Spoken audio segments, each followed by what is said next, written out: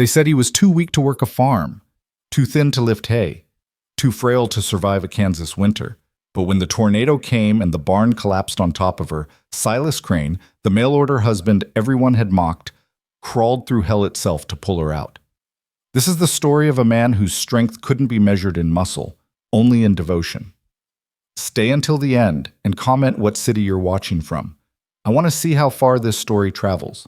The train's whistle cut through the afternoon heat like a knife through butter, and Martha Ellison felt her stomach twist into knots she didn't know existed.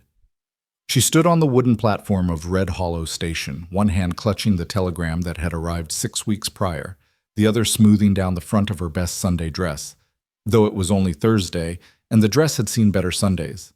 Around her, the small crowd of townspeople pretended not to stare, but Martha could feel their eyes on her back, could hear the whispers that rustled through them like wind through dry corn stalks. "Poor thing," Mrs. Henderson murmured to her daughter, not quite quietly enough. "Ordering a husband through the post like a catalog item. What's this world coming to?" "Desperate times," someone else replied, and Martha's cheeks burned. She wasn't desperate. She was practical. There was a difference, though she'd be hard-pressed to explain it to anyone in Red Hollow who hadn't walked a mile in her worn boots. At 28 years old, Martha had already buried her parents, raised her younger brother Samuel from age 10, and kept their small farm running through drought, debt, and the kind of loneliness that settled into your bones like winter cold. The farm needed a man's hands, Samuel needed a father figure, and Martha needed someone to share the load before it crushed her entirely. So she'd done what any sensible woman in her position would do. She'd answered an advertisement in the Matrimonial Times. "Gentleman seeks honest partnership with woman of good character. Not wealthy, but educated and willing to work. Prefer correspondence before commitment." They'd exchanged 7 letters over 3 months. Silas Crane wrote with a careful, elegant hand, the kind that suggested education and thoughtfulness. He'd been honest about his circumstances. A schoolteacher from Ohio who'd lost his position when the school closed, no family to speak of, looking for a fresh start in the territories. He'd asked about her favorite books, her thoughts on politics, whether she believed in God or just in making it through each day. He'd made her laugh with stories about his students' antics and moved her with his quiet admission that he was tired of being alone. Not once had he mentioned that he was built like a scarecrow in a windstorm. The train hissed to a stop in a great cloud of steam and coal smoke. Martha's heart hammered against her ribs. She'd sent him a photograph, the one taken at the county fair 3 years ago, where the photographer had caught her in a rare moment of laughter. He'd sent one too, but it had been blurry, indistinct, just a figure in a suit against a plain wall. She'd assumed it was the photographer's fault. Now, as passengers began to disembark, she scanned each face with growing anxiety. A businessman with a handlebar mustache. A woman with 2 squalling children. An elderly couple moving slowly, supporting each other. A cowboy in dusty chaps, tobacco staining his teeth as he grinned at someone on the platform. And then, there. Martha's breath caught. He was thin, not just slim or lean, but genuinely worryingly thin. His suit jacket hung on him like it was draped over a coat rack rather than a human frame. Wire-rimmed glasses sat askew on a narrow face, all sharp angles and hollow cheeks. His hair, dark and slightly too long, lifted in the prairie wind as he stepped carefully down from the train car, one hand gripping his battered carpet bag, the other pushing his glasses back up his nose. He couldn't have weighed more than 130 pounds soaking wet. "Sweet Jesus," Martha breathed. Beside her, Tom Bridger, the station master, let out a low whistle. "That him?" Martha couldn't find words. She just nodded. "Well," Tom scratched his beard, barely concealing his amusement. "Hope you didn't order him for heavy lifting, ma'am." The comment sparked laughter from the small crowd. Martha felt heat creep up her neck, but she lifted her chin and stepped forward, forcing her feet to move even as her mind raced with calculations. How was this man, this collection of bones held together by threadbare clothing, supposed to help run a farm? How would he survive the work? The winters? The sheer physical demands of prairie life? The man, Silas, it had to be Silas, was looking around the platform with an expression of nervous hope. When his eyes landed on Martha, something shifted in his face. Recognition, followed by relief, followed by something that might have been wonder. He walked toward her, and even his walk was wrong. Not the confident stride of a working man, but the careful, measured pace of someone who spent more time with books than with livestock. Still, he held himself straight, shoulders back despite their narrowness. "Miss Ellison?" His voice was softer than she'd expected, cultured, with an Eastern accent that marked him as clearly out of place as his thin frame. "Martha?" "Mr. Crane." She managed to keep her voice steady even as her mind screamed warnings. "Welcome to Red Hollow.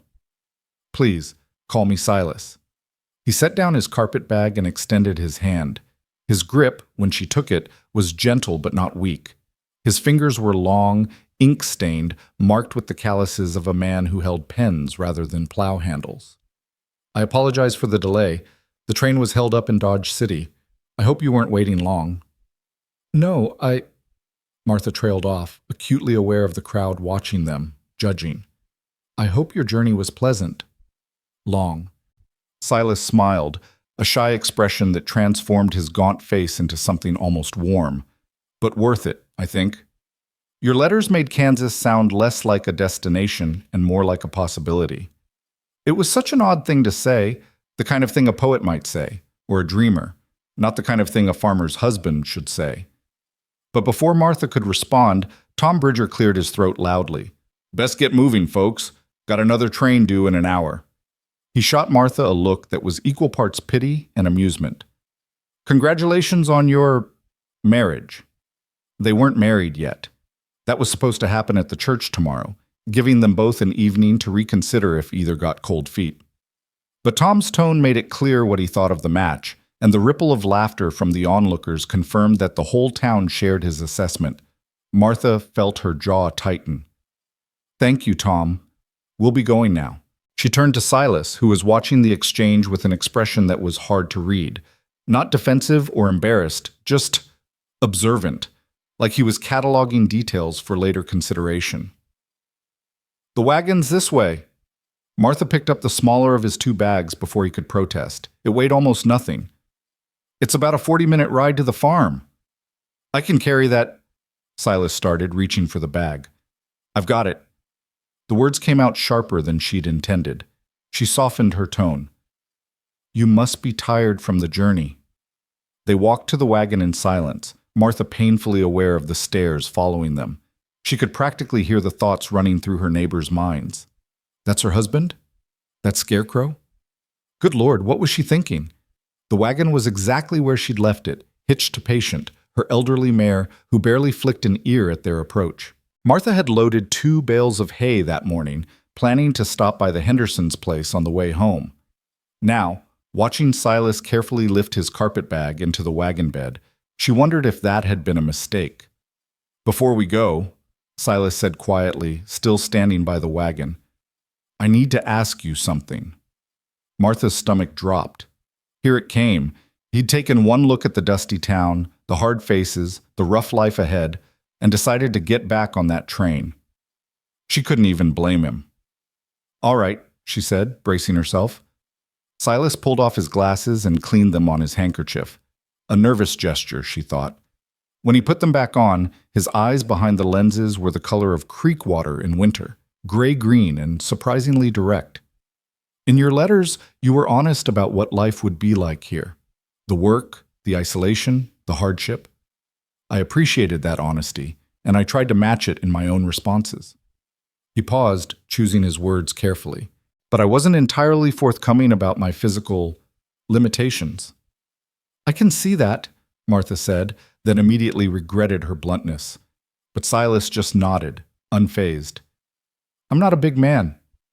Never have been. I was sick a lot as a child, scarlet fever, pneumonia. It left me diminished. I can't lift what other men lift. Can't work as long or as hard." He met her gaze steadily. "I won't lie and say I can, but I can promise you this. I'll pull my weight where I'm able. I can read, write, figure numbers. I can fix things, build things with tools, if not with brute strength. I can teach your brother. And I can—" He hesitated. "I can be a partner, if you'll let me. Not the husband you probably pictured, but a husband nonetheless." The honesty of it stunned her. Here, in front of half the town, this thin stranger was laying out his inadequacies like cards on a table, giving her every reason to refuse him. It would have been easy to say no, to send him back on the evening train, to tell herself she'd been right to doubt. But there was something in the way he stood there, not apologizing exactly, but not making excuses either, just stating facts and letting her decide. And God help her, she'd already made her decision months ago when she'd answered that advertisement. When she'd sealed those 7 letters and sent them east with prayers tucked between the pages. When she'd lain awake imagining a life that was less lonely, even if it wasn't easier. "Can you drive a wagon?" Martha asked. Silas blinked. "Yes." "Then climb up. It's time to go home."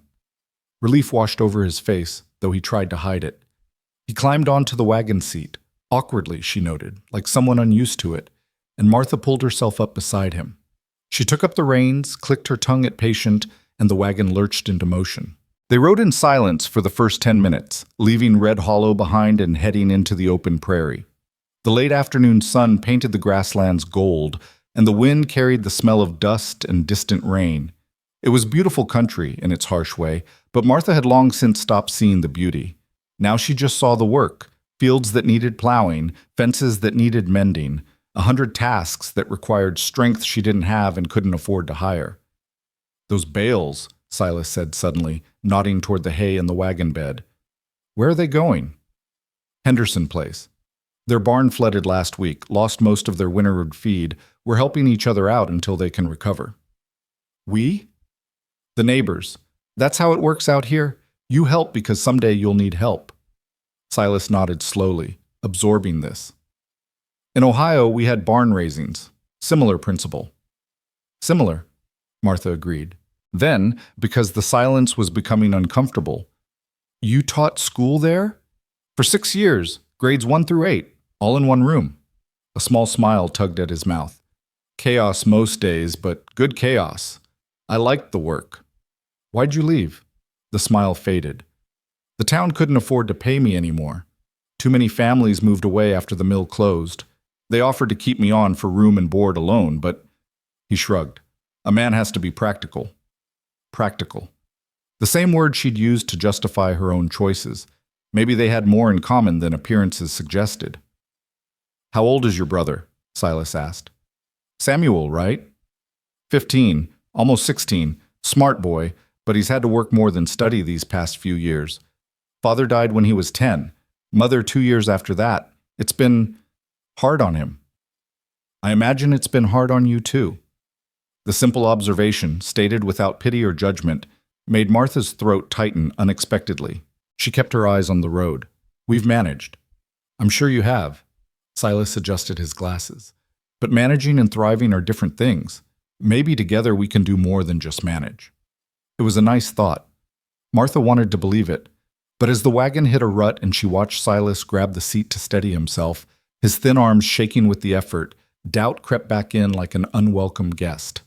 The Henderson Place appeared on the horizon, a cluster of buildings huddled against the endless sky. As they pulled into the yard, Martha saw John Henderson working on his barn roof, and his wife Mary hanging laundry. 3 children played in the dirt nearby, shrieking with laughter as they chased a speckled hen. John climbed down from the roof as the wagon approached, wiping his hands on his pants. He was a big man, barrel-chested and strong, exactly the kind of man Martha should have married if she'd had the choice.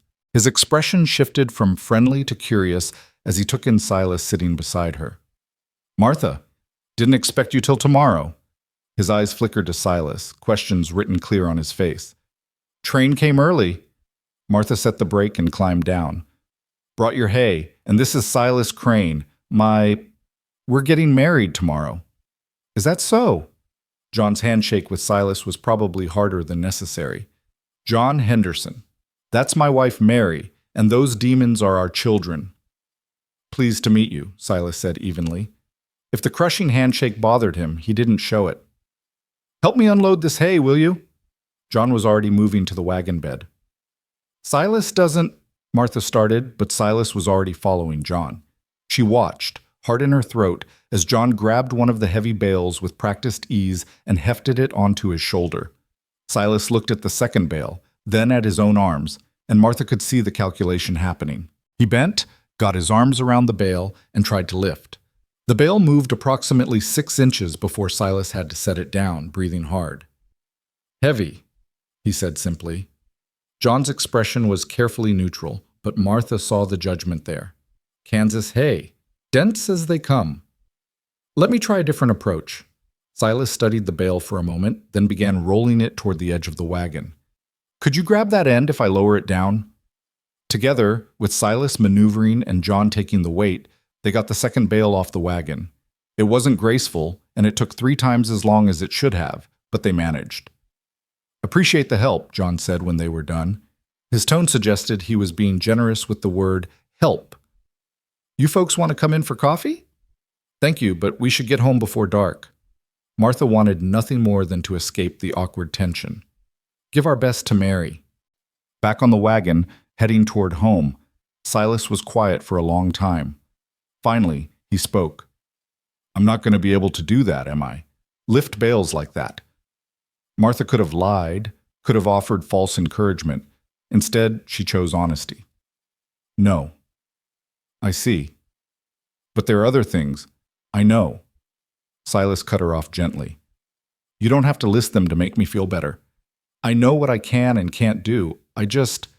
He paused. "I just wanted you to know that I know." It was the most honest conversation Martha had ever had with a man, including her own father. No bluster, no false pride, just acknowledgement of reality. There was something almost refreshing about it, even if the reality itself was disappointing. The sun was setting by the time Martha's farm came into view. It wasn't much. A small house with a lean-to addition, a barn that needed new shingles, a chicken coop, 20 acres of wheat, and another 40 of grazing land.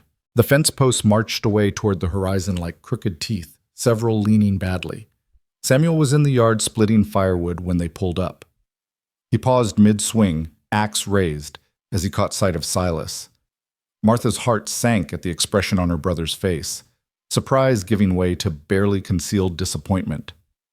"Sam, this is Silas Crane." She climbed down from the wagon, trying to sound cheerful. "Silas, my brother Samuel." "Sir." Samuel set down the axe and approached, but his handshake was perfunctory. At 15, he was already taller than Silas and twice as broad across the shoulders, all youthful muscle and restless energy. He'd grown up doing man's work, and it showed. "Samuel." Silas looked up at the boy, and it was up, Martha noted with internal dismay, with genuine warmth. "Your sister's written a lot about you. She says you've been the man of this farm for 5 years now." Samuel's expression flickered, caught between pride and resentment. Somebody had to be. "That must have been difficult, taking on that responsibility so young." "I managed." The boy's tone was defensive, and Martha recognized the same words she'd used earlier, the same stubborn insistence on strength. "I'm sure you did." Silas picked up his carpet bag. "Well, I won't pretend I'm here to take over. Seems to me you've got a good handle on things. I'm just here to assist, learn what I can." It was the right thing to say, Martha thought, respectful without being condescending. But Samuel just shrugged and turned back to his firewood. "Supper's in an hour. I'll finish this." The house was smaller than Silas had probably imagined, Martha thought as she led him inside. 2 rooms and a loft, the main room serving as kitchen and living space, a single bedroom off to the side where Martha slept, and the loft above where Samuel had his space. There would need to be a rearrangement after the wedding, but Martha hadn't let herself think too hard about those logistics. "You can put your things here for now." She indicated a corner near the cold stove. We'll figure out arrangements after tomorrow." Silas set down his bag and looked around the space with the same careful observation he'd shown at the train station. Taking inventory, Martha thought, calculating what he'd gotten himself into. "It's a good house," he said finally. "Solid, well kept. My father built it. The lean-to was his addition when Samuel was born."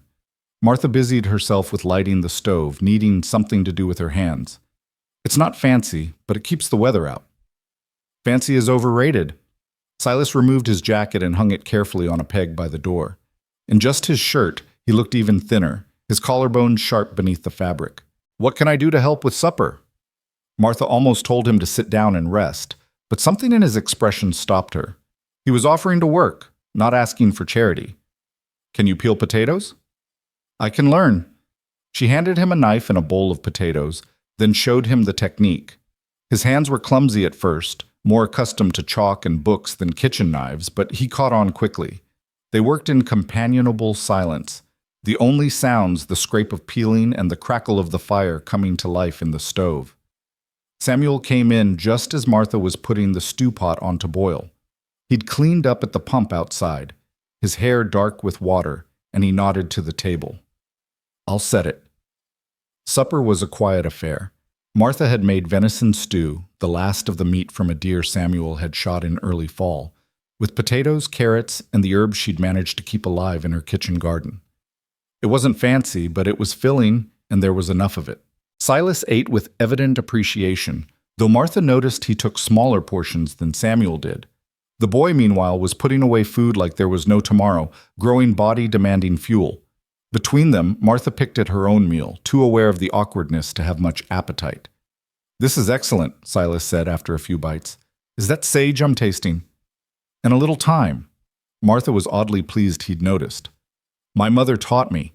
She always said the right herbs could make even poor ingredients sing. She was right. Silas set down his spoon. Samuel, your sister tells me you've been working this farm mostly alone for several years. Samuel looked up warily. What of it? I'm just impressed. That's skilled work, and you're clearly good at it. Silas leaned back in his chair. I'm wondering if you'd be willing to teach me some of it. I know my way around books, but farming is a different language entirely. The boy's suspicion warred with something else, perhaps appreciation for being acknowledged, or maybe just surprise at being asked rather than told. You really don't know anything about farming? Not a thing. I can tell you about Shakespeare's sonnets or the proper construction of a complex sentence, but I couldn't tell wheat from barley if my life depended on it. Despite herself, Martha saw Samuel's mouth twitch toward a smile. That's pretty useless out here. Extremely useless, Silas agreed cheerfully. Though I'm hoping it won't always be that way. I'm a quick study when properly motivated. I guess I could show you some things. Samuel returned to his stew, but there was less hostility in his posture now. Basic stuff, anyway. I'd appreciate it. After supper, while Samuel headed back outside to finish his chores, Martha and Silas tackled the dishes. The domesticity of it was strange, working side by side with this near stranger who would become her husband in less than 24 hours. His sleeves were rolled up, revealing forearms that were all tendon and bone, and Martha found herself wondering how those thin arms had carried his own baggage this far, much less how they'd handle farm work. You're worried, Silas said quietly, not looking at her. Martha paused mid-scrub. Should I not be? I'd be worried if you weren't. He dried a plate with careful precision. I'm worried too, if it helps. About what? About being what you need. About being enough. He set the plate on the shelf and turned to face her. I know I'm not what you expected, Martha. I know what people see when they look at me. A scarecrow, as your station master so eloquently put it. Someone who will break in the first strong wind. I didn't say that. You didn't have to. His gray-green eyes were steady behind his glasses. But here's what I've learned in my 32 years. Strength comes in different forms. I may not lift bales, but I've outlived scarlet fever and pneumonia when doctors said I wouldn't. I've survived poverty that would have broken stronger men. I've built a life from nothing more than determination and a willingness to keep trying when everything suggested I should quit. He paused. I won't tell you not to worry, but maybe wait a bit before deciding I'm not enough. Martha found herself without words. In the silence, the clock on the mantel ticked steadily, marking time toward tomorrow, toward a future that was still uncertain but perhaps not entirely hopeless. All right, she said finally. I'll wait. That night, Martha lay awake in her bed, listening to the house settle around her. Through the thin walls, she could hear Samuel's soft snoring from the loft, and from the main room where Silas had insisted on sleeping on the floor with blankets, the occasional creak of boards as he shifted position. Tomorrow, she'd marry him. Tomorrow, he'd become her husband, partner, helpmate. Tomorrow, they'd stand before Reverend Matthews and vow to support each other through whatever came. But tonight, in the honest darkness, Martha let herself acknowledge the fear that had been growing all day. This thin, frail man, how would he survive Kansas? How would he survive the brutal summers and frozen winters, the back-breaking work and crushing isolation?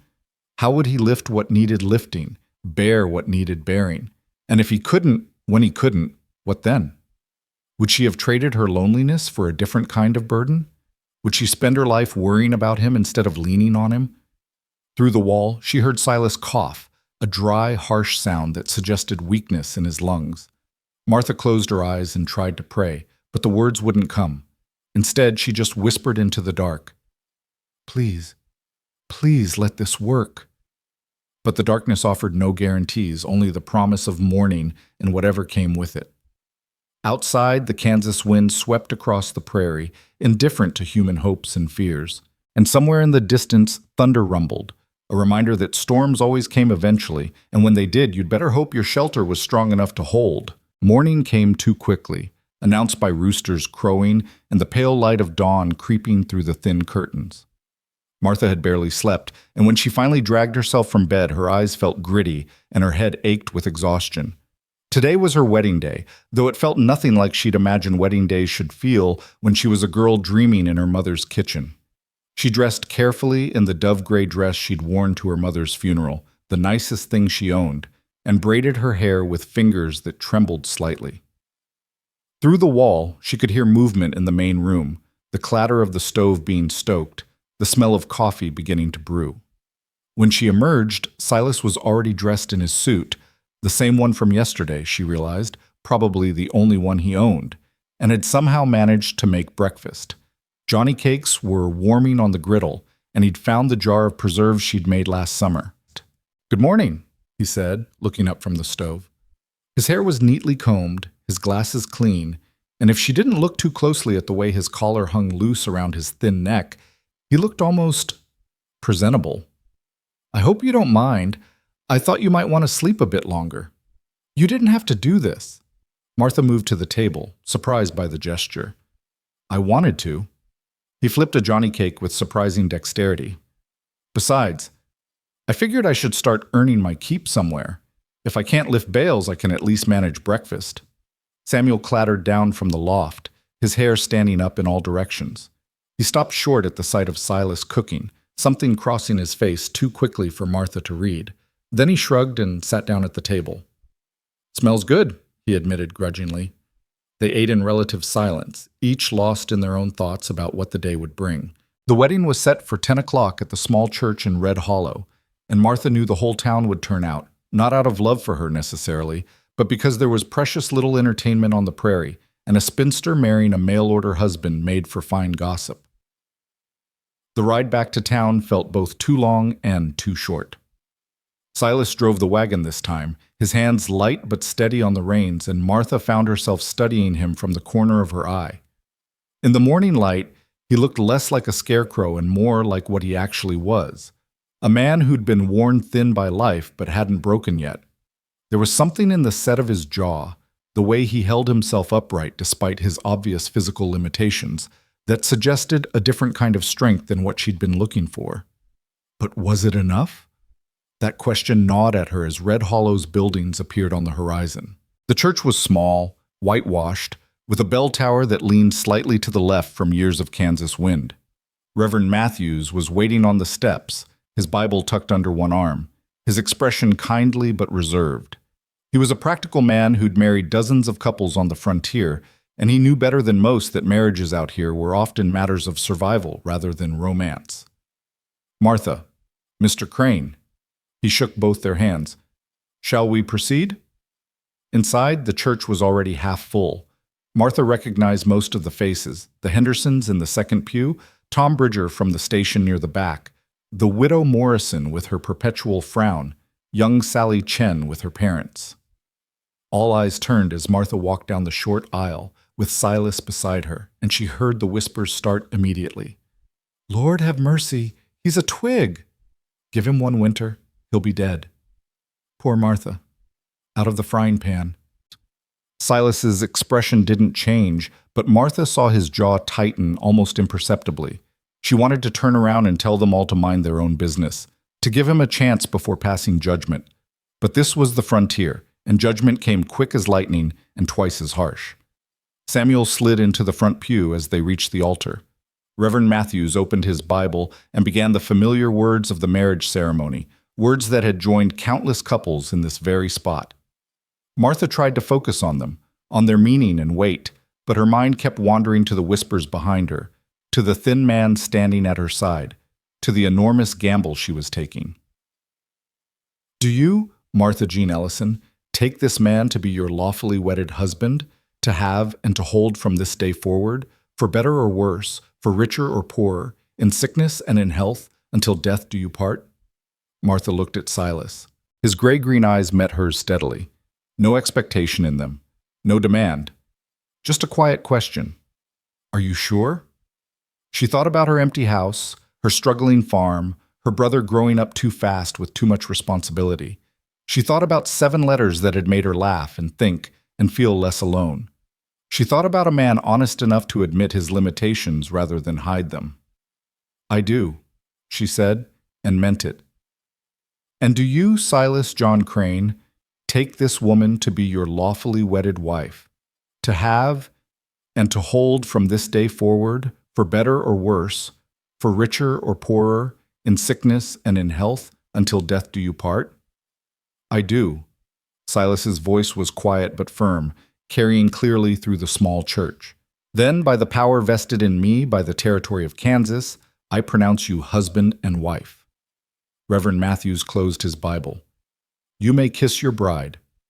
Silas hesitated for just a moment, then leaned in and pressed a chaste kiss to Martha's lips. It was brief, almost formal, but something in the gentleness of it made her chest tighten unexpectedly. They were married. For better or worse, she'd bound her life to this thin stranger who couldn't lift a bale of hay, but who made good coffee and wrote beautiful letters. God help them both. The congregation filed out after them, offering congratulations that ranged from genuinely warm to barely concealed skepticism. Mrs. Henderson hugged Martha tightly and whispered, "Give him time, dear. You never know." Tom Bridger clapped Silas on the shoulder. Too hard, Martha noticed, and said, "Welcome to Kansas, friend. Hope you're tougher than you look." John Henderson was more direct. He cornered them on the church steps, his big hands crossed over his chest. "Listen, Crane, I don't know you from Adam, but Martha's good people. She's had a hard few years, and she doesn't need anyone making things harder. You understand?" "I do," Silas said evenly, "and I appreciate your concern for her. That's what neighbors should do, look out for each other." John's eyes narrowed, trying to decide if he was being mocked. But Silas's expression was sincere, open, and after a moment John nodded grudgingly. "All right then, you need help getting set up. You let me know. That's what neighbors do too." "I will. Thank you." The ride home was quieter than the ride there had been. Samuel had gone ahead on the old plow horse, giving them privacy that felt more awkward than kind. Martha sat beside her new husband, this man who was now legally entitled to everything she owned, everything she'd worked for. It should have felt romantic, momentous. Instead, it just felt strange. "You're thinking very loudly," Silas observed. Despite herself, Martha almost smiled. "Am I?" "You get a line right here." He touched his own forehead between his eyebrows. "When you're worrying about something, I noticed it yesterday." "You notice a lot." "Occupational hazard. Teachers learn to read faces quickly, helps avoid spitballs, and worse." He adjusted his glasses. "Want to tell me what you're thinking, or should I keep guessing?" Martha considered lying, offering some pleasant platitude, but they'd started this relationship with honesty, and she figured they ought to continue that way. "I'm thinking that I just married a stranger, and wondering if I've made a terrible mistake." "That's fair." Silas didn't sound offended. "I married a stranger too, and I'm wondering the same thing." "Are you?" She turned to look at him. "Of course. This could go 100 different ways, most of them badly. You could decide I'm useless and resent me for it. I could fail at everything I try and prove everyone right. We could be miserable together for the next 40 years. He paused. "Or we could figure out how to make it work. But I won't know which until we try." "That simple?" "That complicated." He smiled slightly. But we're in it now. Might as well give it our best effort. They arrived home to find Samuel had already started on the afternoon chores, mucking out the barn with aggressive efficiency that suggested he had feelings about the morning he was working out through physical labor. Martha started to go help him, but Silas caught her arm gently. Could I try? He asked. Working with him, I mean. You must have other things to do. Martha hesitated. Samuel's temper had been uncertain all morning, and throwing Silas into the mix seemed like asking for trouble. But she also knew her brother needed to get used to having another man around, and delaying that wouldn't make it easier. All right, she said, but if he's rude, he's 15 and his life just changed without his permission. I taught 15-year-olds for 6 years. I think I can handle it. Martha watched Silas walk to the barn, his thin frame casting a long shadow in the afternoon sun. Then she turned to the house and the mountain of tasks waiting there. Laundry that needed doing, bread that needed baking, the 1,000 small things that kept a household running. In the barn, Silas found Samuel attacking the dirty straw with a pitchfork like it had personally offended him. The boy looked up at his approach, wariness and challenge in his eyes. Need something? Samuel's tone wasn't quite rude, but it wasn't friendly either. Thought I'd help. Silas looked around for another pitchfork, found one leaning against the wall. If you don't mind teaching me the proper technique. It's mucking a stall, not exactly complicated. Maybe not, but I'd rather do it right than do it wrong. Silas hefted the pitchfork experimentally. It was heavier than he'd expected, the handle worn smooth from years of use.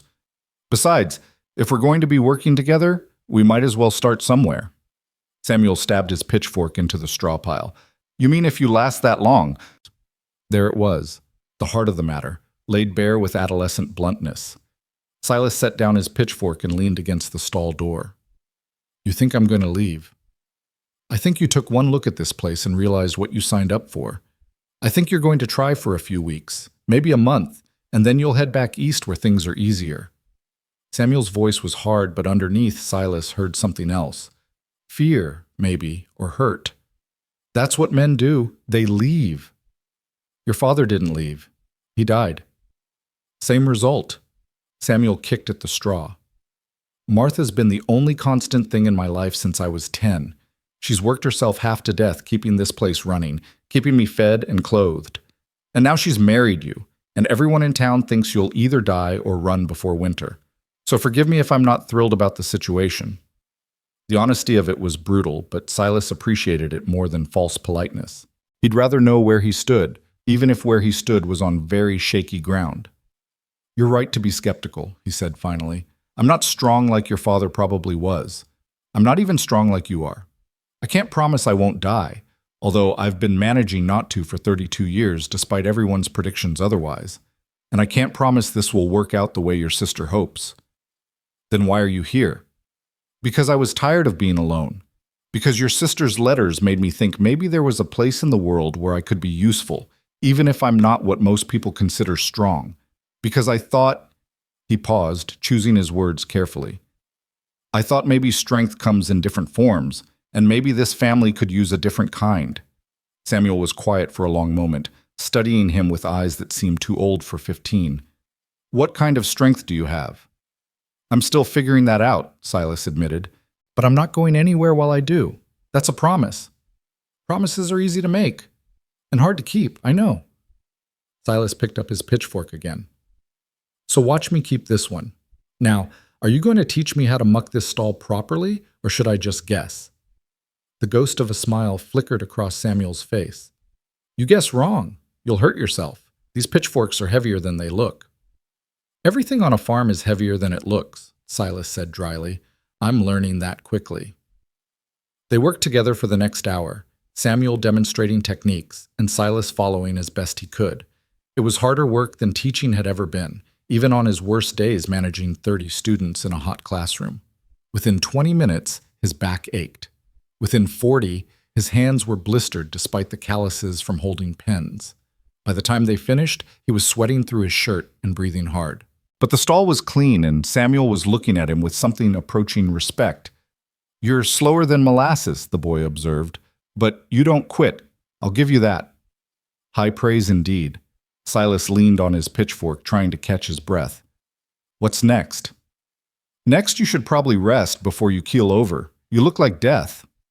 I always look like death. Comes with the territory. But Silas was too tired to argue further. Maybe just for a few minutes. He made it to the porch steps before his legs gave out. He sat down heavily, his vision swimming slightly, cursing his weak lungs and weaker body. This was only the first day. How was he supposed to survive months of this? Years? Martha found him there 10 minutes later, still catching his breath, his hands shaking slightly from exhaustion. She set down the laundry basket she'd been carrying and sat beside him, not touching, but close enough that he could feel her presence. Samuel worked you hard, she said. It wasn't a question. I asked him to teach me. He did. You don't have to prove anything on the first day. Don't I? Silas looked at her. Your whole town thinks I'll be dead or gone by winter. Your brother thinks the same. If I don't start proving otherwise now, when should I start? Martha was quiet for a moment. You know you can't will yourself into being stronger than you are. No. But I can be as strong as I am, consistently, and maybe that will be enough. He flexed his blistered hands. Or maybe it won't, and we'll all find out together. Inside the house, the clock chimed 4 times. Evening was approaching, bringing with it the need for supper, for more chores, for all the endless small tasks that filled a farmer's day. And beyond evening, night would come, their first night as husband and wife, with all the expectations and uncertainties that entailed. But for now, they sat together on the porch steps, 2 relative strangers who'd bound their lives together, watching the sun begin its slow descent toward the horizon. The Kansas wind carried the smell of dry grass and distant rain, and somewhere far off, a coyote called. I'll make supper, Martha said eventually. You rest. We could make it together. Silas stood up slowly, his muscles protesting. If you don't mind the company. I don't mind. They worked side by side in the kitchen, falling into an easy rhythm, Martha directing, Silas following, both of them careful not to crowd the small space. There was something almost peaceful about it, domestic in a way Martha hadn't experienced since her mother died. It wasn't romance exactly, but it was partnership, and that counted for something. Samuel came in as they were setting the table, his hair wet from the pump, looking between them with an expression Martha couldn't quite read. He took his usual seat without comment, and they ate the simple meal of beans, cornbread, and the last of the bacon in a silence that was less awkward than the mornings had been. After supper, Martha announced she needed to check on the chickens, and Samuel quickly volunteered to help her, a transparent excuse to give the newlyweds privacy in the house. Silas started washing dishes, and Martha found herself watching him through the kitchen window, this thin man who was now her husband, wondering how they'd navigate the night ahead. When she came back inside, Silas had finished cleaning up and was sitting at the table with a book, one of the few Martha owned, a copy of Whitman's poems her mother had treasured. I hope you don't mind, he said, gesturing to the book. I saw it on the shelf. I don't mind. Martha hung her shawl on its peg. Do you like Whitman? Very much. Your mother had good taste. She did. Martha sat down across from him, folding her hands on the table. They needed to talk about sleeping arrangements, about expectations, about the practical realities of being married. But the words stuck in her throat. Silas closed the book carefully. Martha, I want to be clear about something. I know what marriage typically entails, and I know we're legally bound now, but I don't expect, that is, I won't presume. He stopped, clearly struggling. What I'm trying to say is that we're still strangers, and I think we should take time to become less strange to each other before there are certain expectations. Relief flooded through Martha so strongly it almost made her dizzy. Thank you, she managed.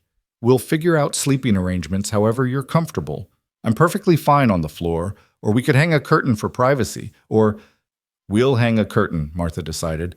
Give us both some privacy while we adjust. They rigged up a blanket across one corner of the room, creating a small space where Silas could have his cot, Samuel's old one dragged down from the loft, and his few belongings. It wasn't much, but it was something, a small boundary in the strange new reality of being married.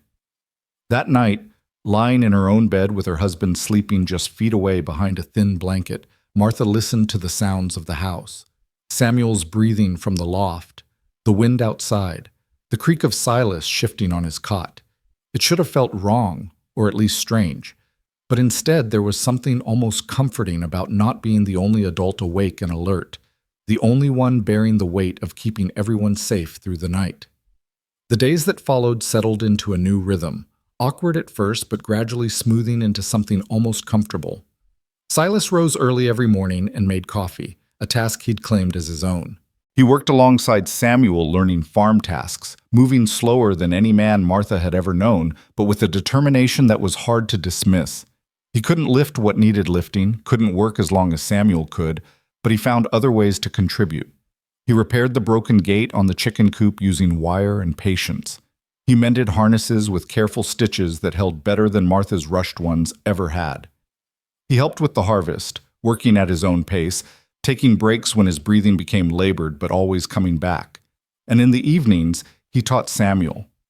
Not just reading and writing, the boy could already do that, but history, mathematics, literature, things that made Samuel's eyes light up with an interest Martha hadn't seen in years. Her brother had been so consumed by survival that he'd forgotten there was more to life than work. The neighbors noticed too. When Martha went to town for supplies the following week, the whispers had shifted.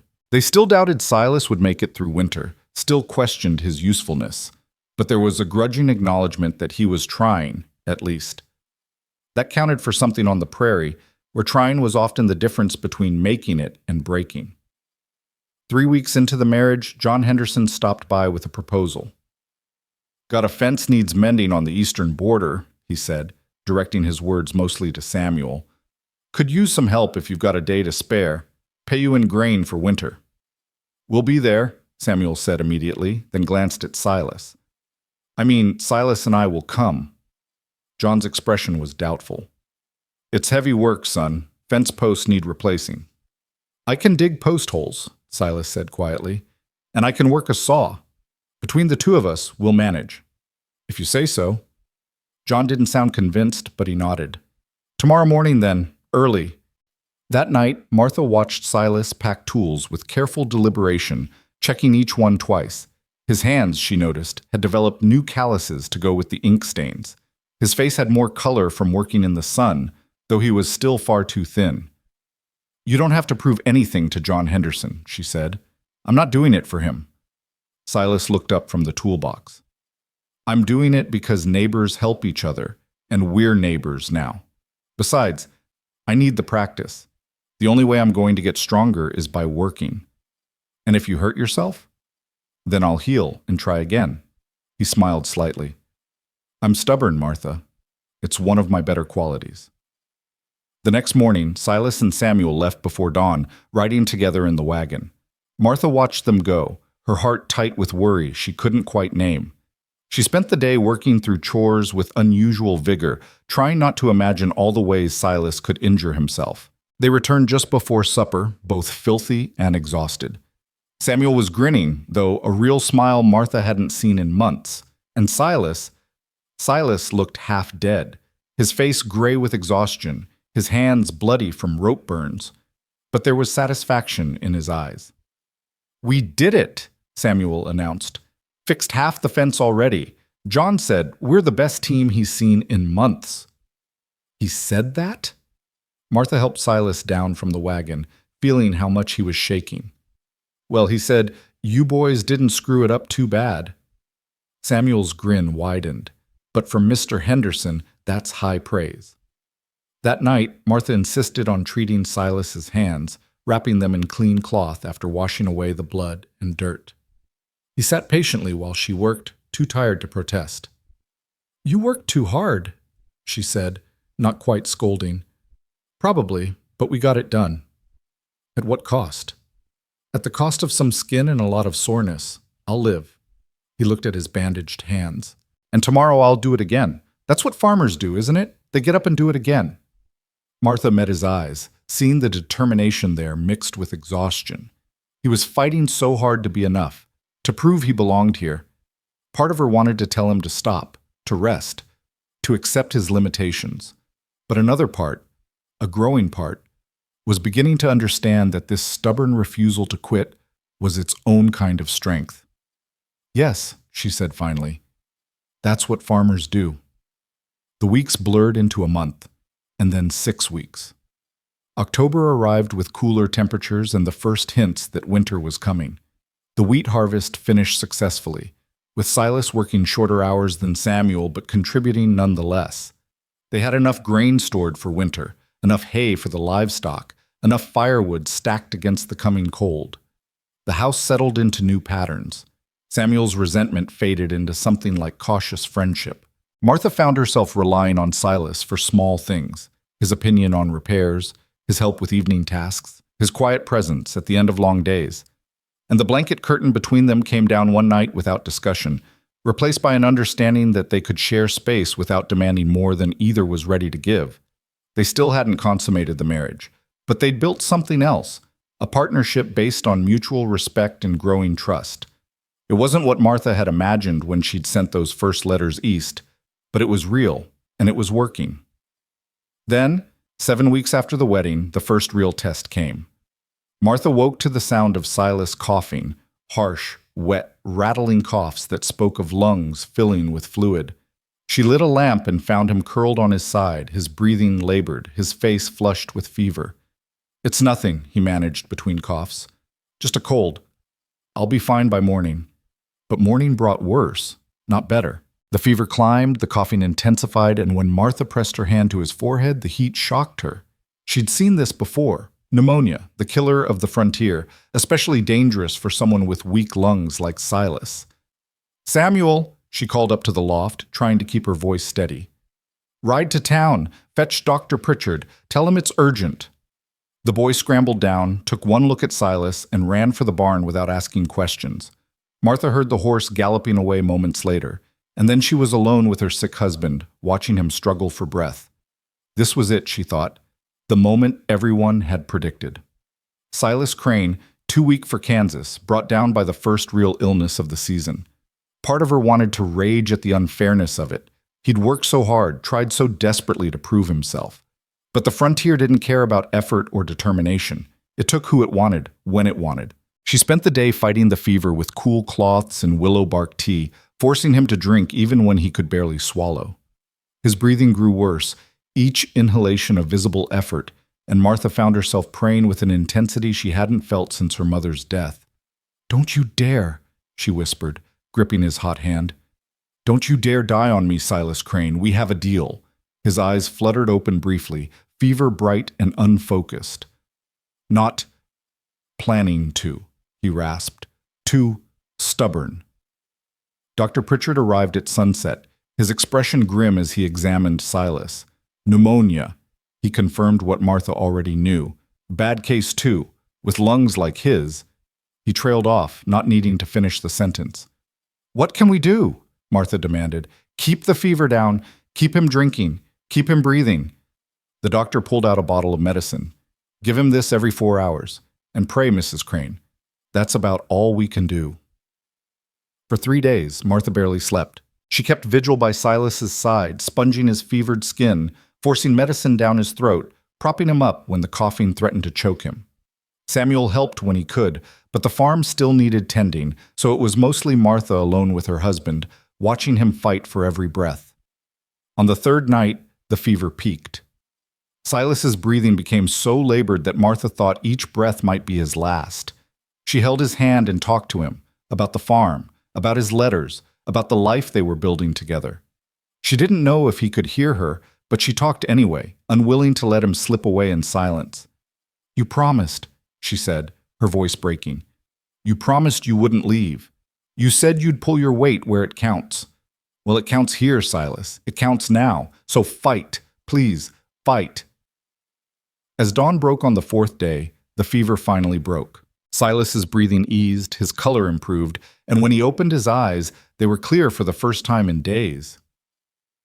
"Martha?" His voice was barely a whisper. "I'm here."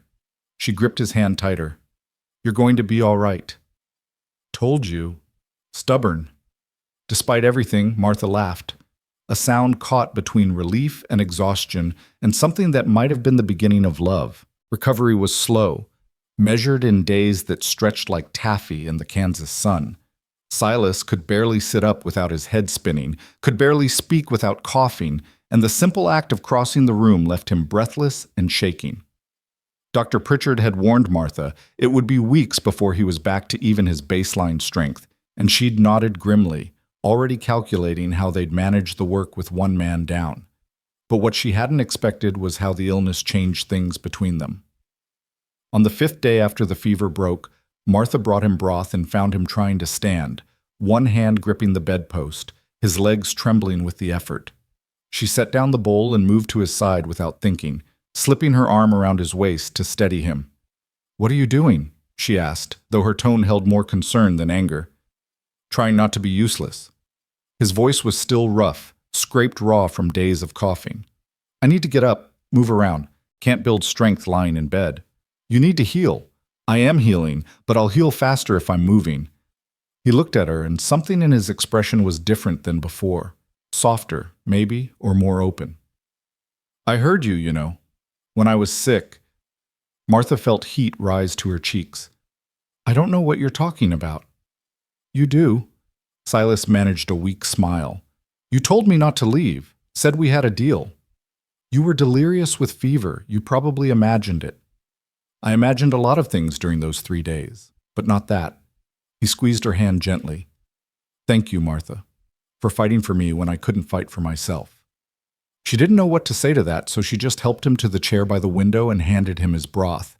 He drank it slowly, his hand still shaking slightly, and Martha found herself watching him with new eyes. This thin, frail man had stared down death and refused to blink. Maybe everyone had been wrong about him. Maybe she'd been wrong about him. Samuel came in from the morning chores, his boots caked with mud, and stopped short at seeing Silas in the chair. "You're up." "Barely." Silas set down the empty bowl. "But I'm tired of watching the ceiling. Tell me what needs doing. Maybe I can help somehow." "You need to rest," Samuel said, but there was something different in his voice too, a warmth that hadn't been there before. "But there is something you could help with if you're feeling up to it. The accounts are a mess. Martha's too busy to sort them, and I'm terrible with numbers. You said you were good at that sort of thing." "I am." Silas straightened slightly, and Martha saw what the request meant to him. A way to contribute even from the chair, a way to be useful. "Bring them here. I'll see what I can do." For the next week, while Silas regained his strength, he became the farm's accountant. He spread the ledgers across the kitchen table and went through them with the same careful attention he'd probably given to lesson plans. Within 3 days, he'd found discrepancies Martha hadn't noticed, had reorganized their records, and had calculated exactly what they'd need to make it through winter with a small surplus. "You've been selling your wheat too cheap," he told Martha one evening, tapping the ledger with his pencil. "Henderson's been paying you 15 cents less per bushel than the going rate in Dodge City. I don't think he's cheating you intentionally. He's probably just paying what he's always paid, but you could get more." "John's our neighbor," Martha protested. "We can't." "It's not about friendship. It's about fair business." Silas looked up at her. "You're barely breaking even, Martha. One bad season, one major repair, and you'd be under. You can be neighborly and still demand fair prices. That's not greedy, it's survival." She'd never thought of it that way. Her father had always done business on handshakes and trust, and she'd continued that tradition. But Silas was right. Survival on the prairie required sharp calculation as much as it required hard work. The next time Henderson came by to negotiate for next year's crop, Martha quoted him the Dodge City price. He'd blustered and complained about costs, but ultimately he'd agreed, respecting her newfound business sense, even as it cost him money. And when he left, he'd clap Silas on the shoulder, gently this time, without the testing hardness, and said, "Good to see you on your feet, Crane. Gave us all a scare." By the end of October, Silas was back to working, though Martha insisted he take it slower than before. He'd lost weight during the illness, weight he couldn't afford to lose, and his stamina was even more limited than it had been. But he was alive and stubborn as ever, and gradually he rebuilt what the pneumonia had stolen. The neighbors' attitudes shifted too, subtly but unmistakably. Word had spread about Silas surviving the illness, about his work with the accounts, about the way he'd stubbornly refused to die when everyone expected him to. Respect on the frontier was earned in strange ways, sometimes through strength, sometimes through endurance, sometimes through pure cussed determination not to quit. Silas had earned his through all three. November brought the first snow, light dustings that melted by afternoon but heralded worse to come. Martha spent her days preparing for winter, canning the last of the vegetables, checking the roof for leaks, making sure they had enough of everything to survive until spring. It was during one of these preparations that she realized something had shifted in her marriage without her quite noticing when. She was in the root cellar counting potatoes when Silas climbed down the ladder, moving carefully in the dim light. Samuel says we should butcher the older chickens before the cold sets in hard. What do you think? It was such a simple question, the kind married couples probably asked each other a dozen times a day. But it struck Martha that he was asking, not telling, treating her as a partner whose opinion mattered. Her father had made all the decisions, and she'd assumed that's how marriage worked. The man decided, the woman followed. But Silas was different. That makes sense, she said. We can preserve the meat, use the feathers for pillows. We've been needing new ones. Then I'll help Samuel set up for it tomorrow. Silas paused, looking around the root cellar with its shelves of preserved goods. You've done good work here, Martha. Your family would be proud. The compliment, simple and sincere, made her throat tight. We've done good work. All of us.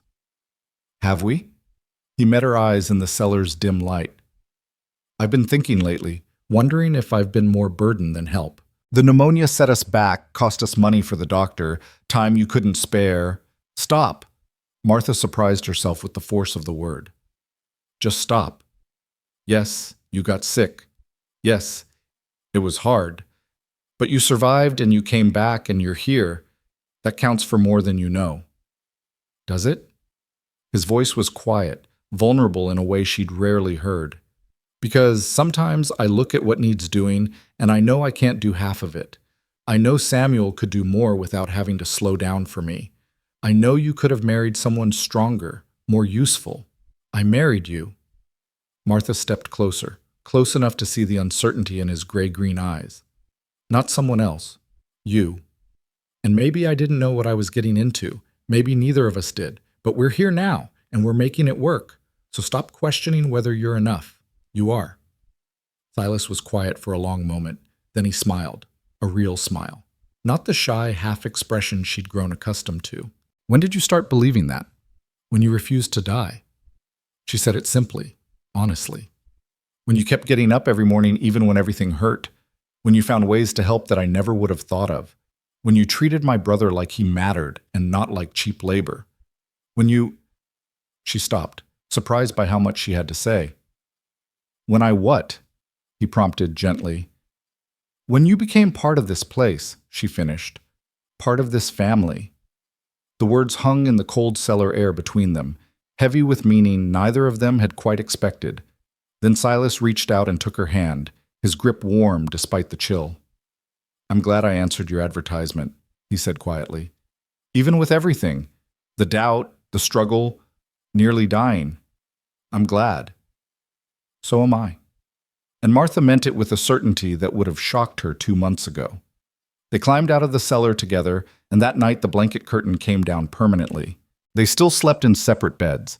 That intimacy would come in its own time, but there was no more pretending they were anything but fully married, fully committed to whatever came next.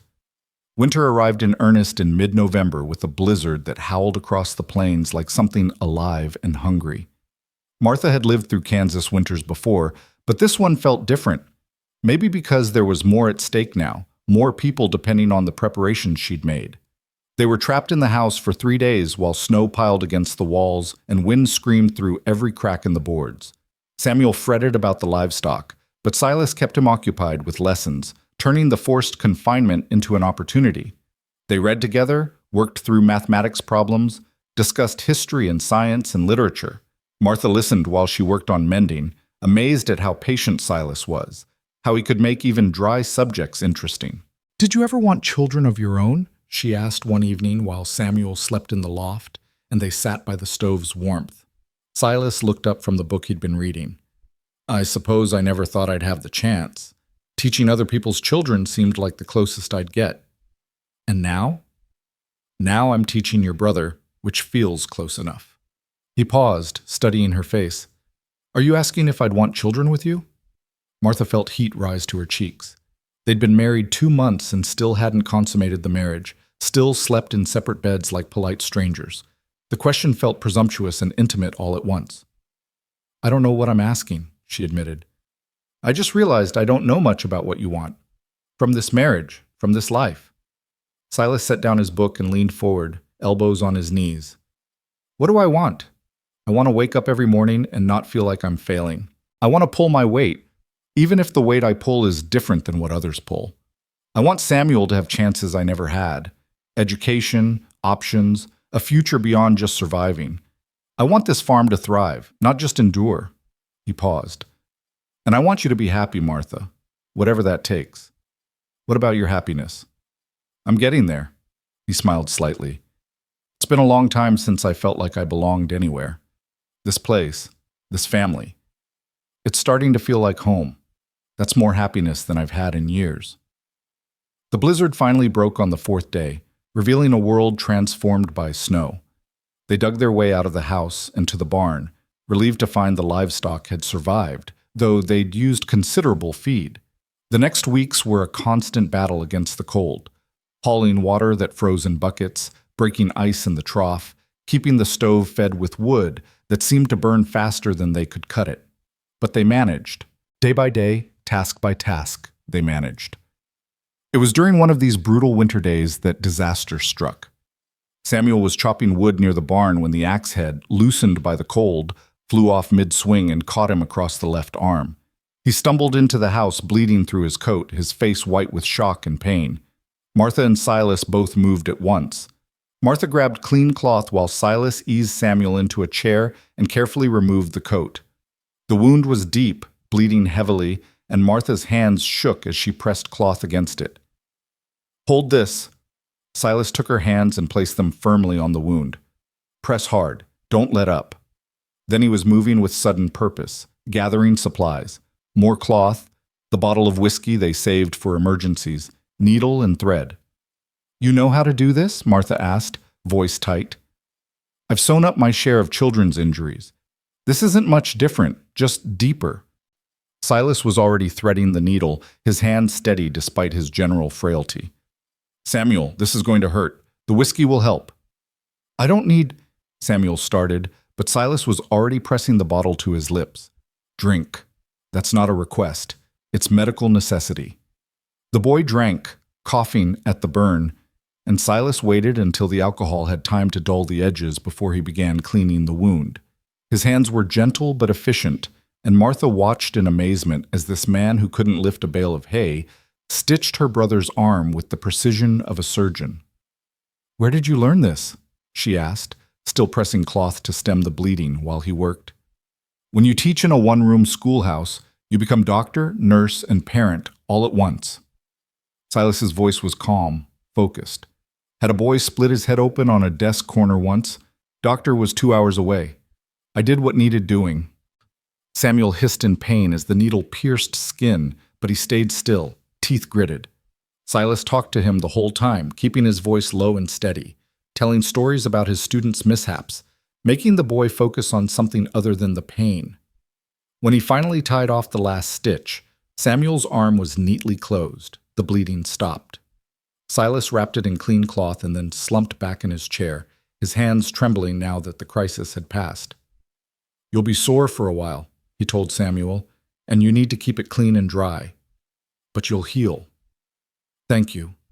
Samuel's voice was thick with emotion. When it happened, I thought, "I know." Silas squeezed the boy's shoulder gently. "But you're all right. We're all right."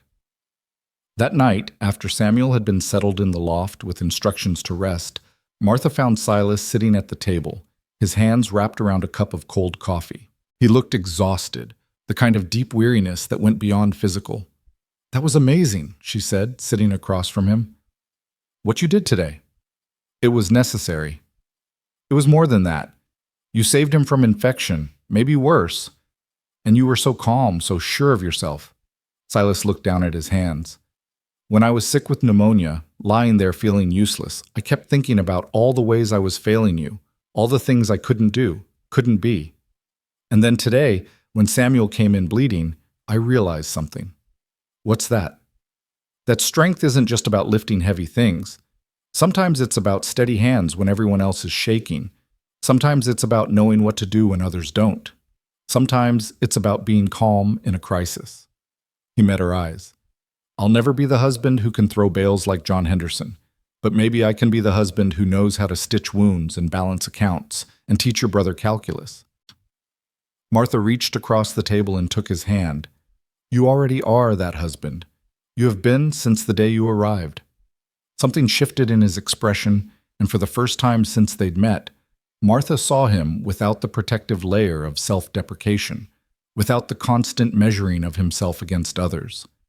She saw him as he was, a man who'd survived more than most, who'd found strength in unexpected places, who'd refused to let his limitations define him.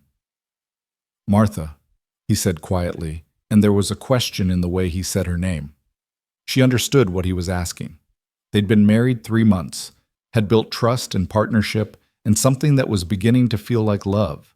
They'd been dancing around this moment for weeks now, both of them waiting for the right time. Yes, she said simply. That night, they became husband and wife in full. It was awkward at first, both of them navigating unfamiliar territory, both conscious of Silas's physical limitations. But there was gentleness too, and care, and a tenderness that came from genuine affection rather than mere duty. When it was over, they lay together in the darkness, and Martha felt something settle in her chest that had been restless for years, a sense of rightness, of finally being less alone.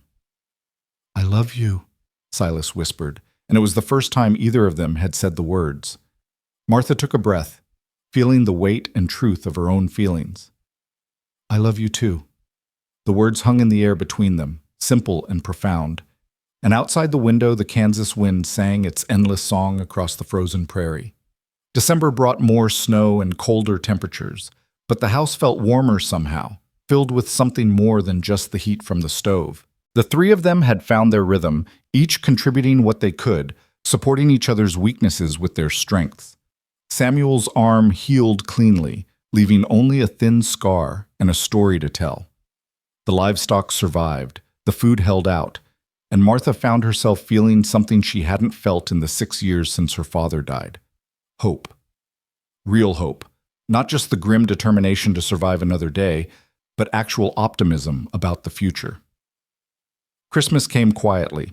They couldn't afford much, but Silas had carved small gifts, a horse for Samuel, a hair comb for Martha.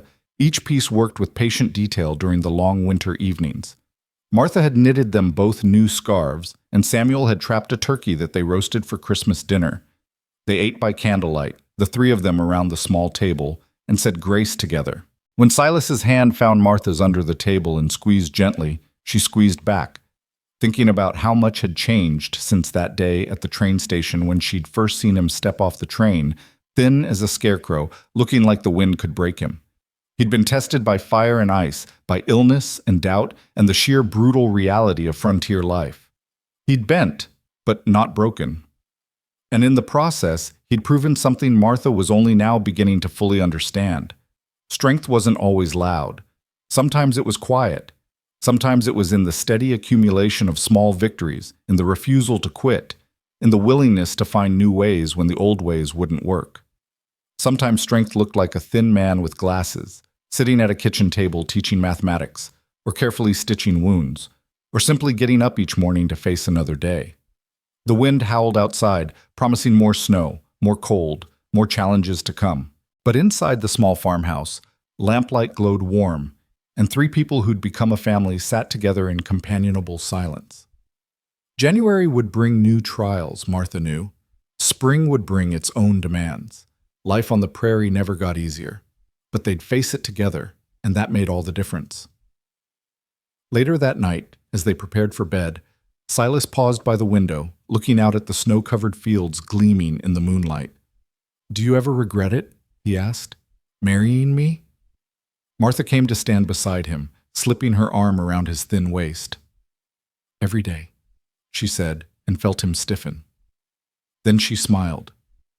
"I regret that I didn't meet you sooner, that we wasted years being alone when we could have been together.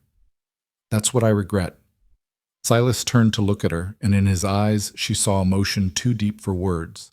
Gratitude and love and wonder all mixed together. I'm the luckiest man in Kansas, he said. No, Martha corrected gently. We're the luckiest people in Kansas, because we found each other when we needed each other most.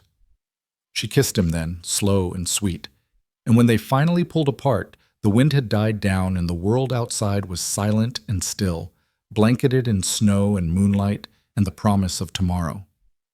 They went to bed together, husband and wife in truth, and Martha fell asleep with Silas's heartbeat steady beneath her ear, thinking that maybe the mail-order husband who'd looked too thin to lift a bale had turned out to be exactly what she needed after all. Not a man who could carry everything, but a man willing to carry what he could. Not a man without limitations, but a man who refused to be defined by them. Not the husband she'd imagined, but the husband she'd needed without knowing it. Outside, the Kansas winter deepened, but inside, warmth endured. And that, Martha thought as sleep claimed her, was its own kind of miracle. The new year arrived with temperatures so cold that water froze solid in the buckets before they could carry it from the well to the house. Martha woke on the first morning of 1885 to find frost patterns on the inside of the windows, and Silas already up, feeding the stove with quiet efficiency. He moved carefully in the pre-dawn darkness, trying not to wake her, but she watched him through half-closed eyes, this man who'd become essential to her life in ways she was still discovering. I'm awake, she said finally, and he turned with a slight smile. Happy New Year, Mrs. Crane. The name still felt strange on her ears, but increasingly it felt right too. Happy New Year. How cold is it? Cold enough that I saw my breath in here before I got the fire going. He poured her coffee from the pot he'd already brewed. We're going to need to check on the livestock early.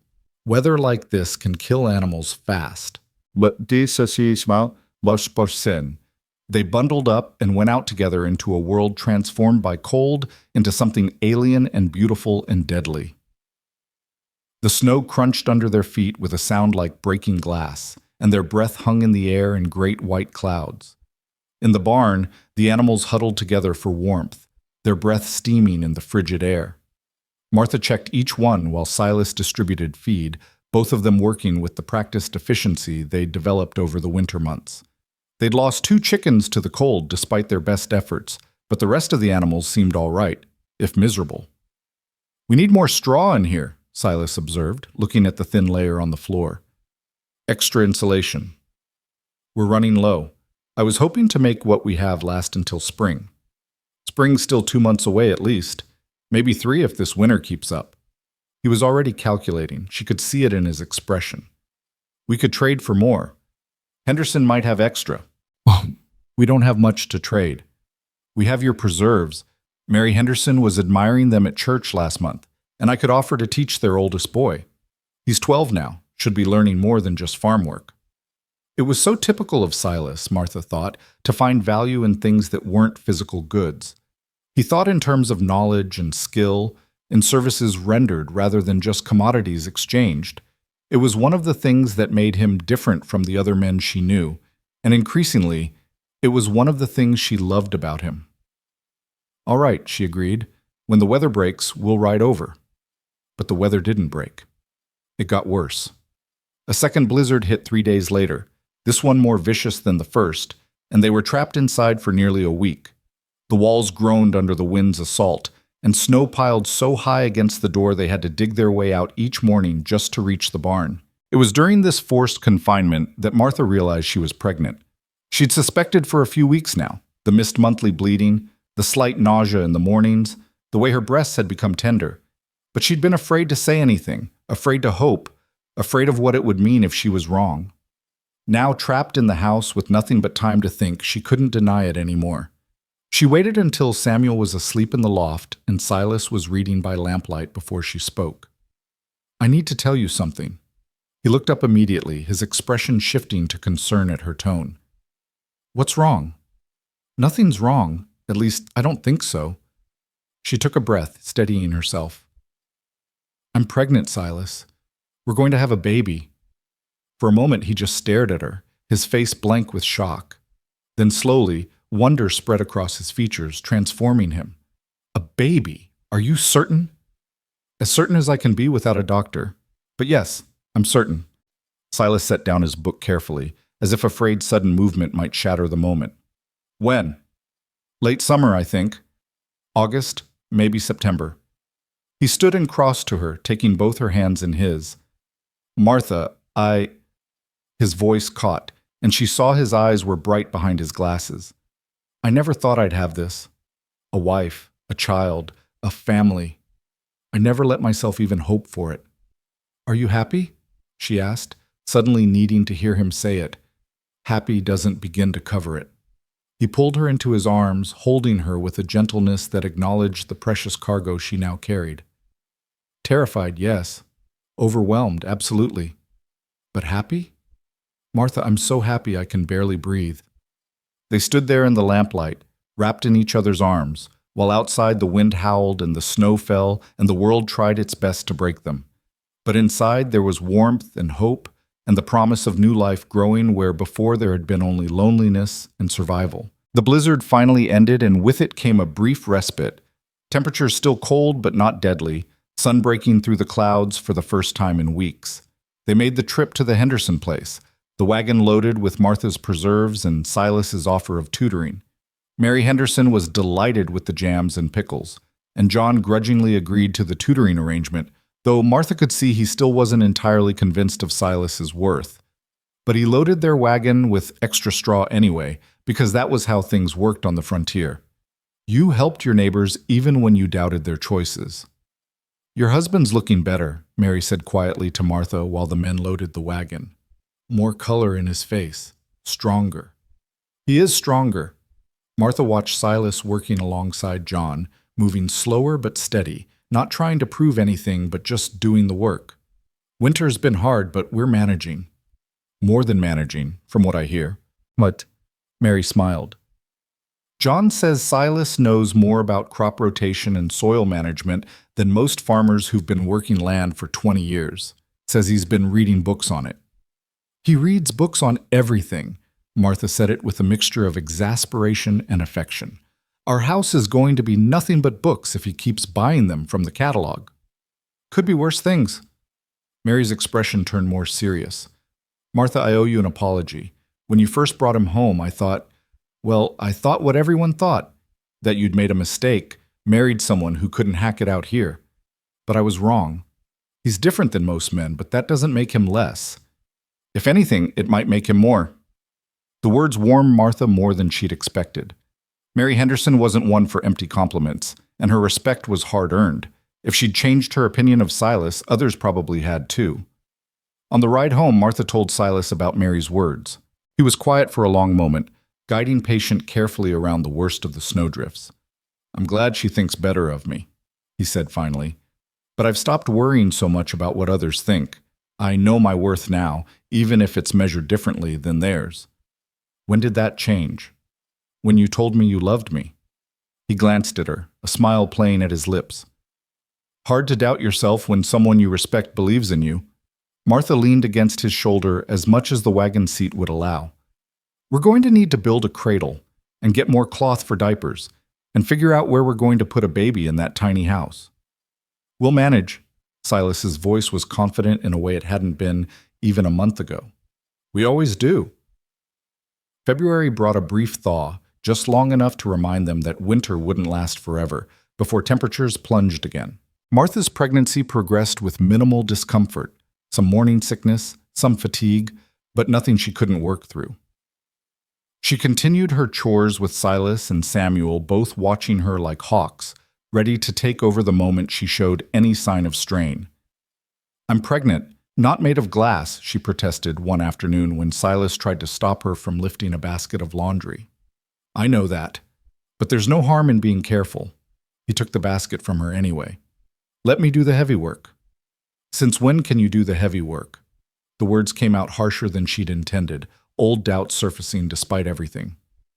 Silas set down the basket and looked at her steadily. You're scared. I'm not. You are. You're scared something will go wrong. With the baby, with me, with everything we've built. And you're taking it out on me because I'm an easy target.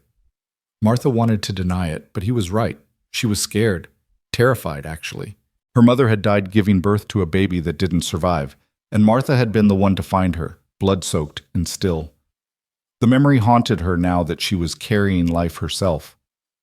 "My mother died in childbirth," she said quietly. "The baby died too. I was 16. I found them both." Understanding flooded Silas's face. "Martha, why didn't you tell me?" "Because saying it out loud makes it real, makes the fear real." She sank onto the porch step, suddenly exhausted. "What if I die, Silas? What if the baby dies? What if we both do, and you and Samuel are left alone again?" He sat beside her, taking her cold hand in both of his. "Then we'd grieve, and we'd survive, and we'd carry you in our hearts forever. But Martha, you can't live your life preparing for tragedy. Yes, childbirth is dangerous. Yes, things can go wrong, but they can also go right. And you're strong, and we'll get Dr. Pritchard, and we'll do everything we can to make sure you and our baby both make it through." "You can't promise that." "No, I can't. But I can promise I'll be there with you every moment, that you won't face it alone like your mother did. That's something, isn't it?" It was something. More than something, actually. Martha leaned her head on his shoulder, feeling the steady reassurance of his presence. He couldn't lift what others could lift, couldn't do what others could do. But he could be steady when she faltered, calm when she panicked, present when she needed someone to lean on. And maybe that was a different kind of strength, but it was strength nonetheless. March arrived with the first real hints of spring, temperatures above freezing, snow melting in great rushing streams, the earth beginning to thaw. It was the time when winter-weary farmers started planning for the season ahead, and the Crane household was no exception. Silas had spent the winter months reading every agricultural book he could get his hands on, and now he had plans. Big plans. "We should diversify the crops," he announced one evening over supper, spreading his notes across the table. "Wheat is good, but if we add corn and maybe some sorghum, we're not dependent on one harvest. And I've been reading about crop rotation. It actually improves soil quality if you do it right." Samuel leaned forward, interested despite himself. "How does that work?" "Different crops take different nutrients from the soil. If you rotate them properly, you never deplete any one nutrient too much.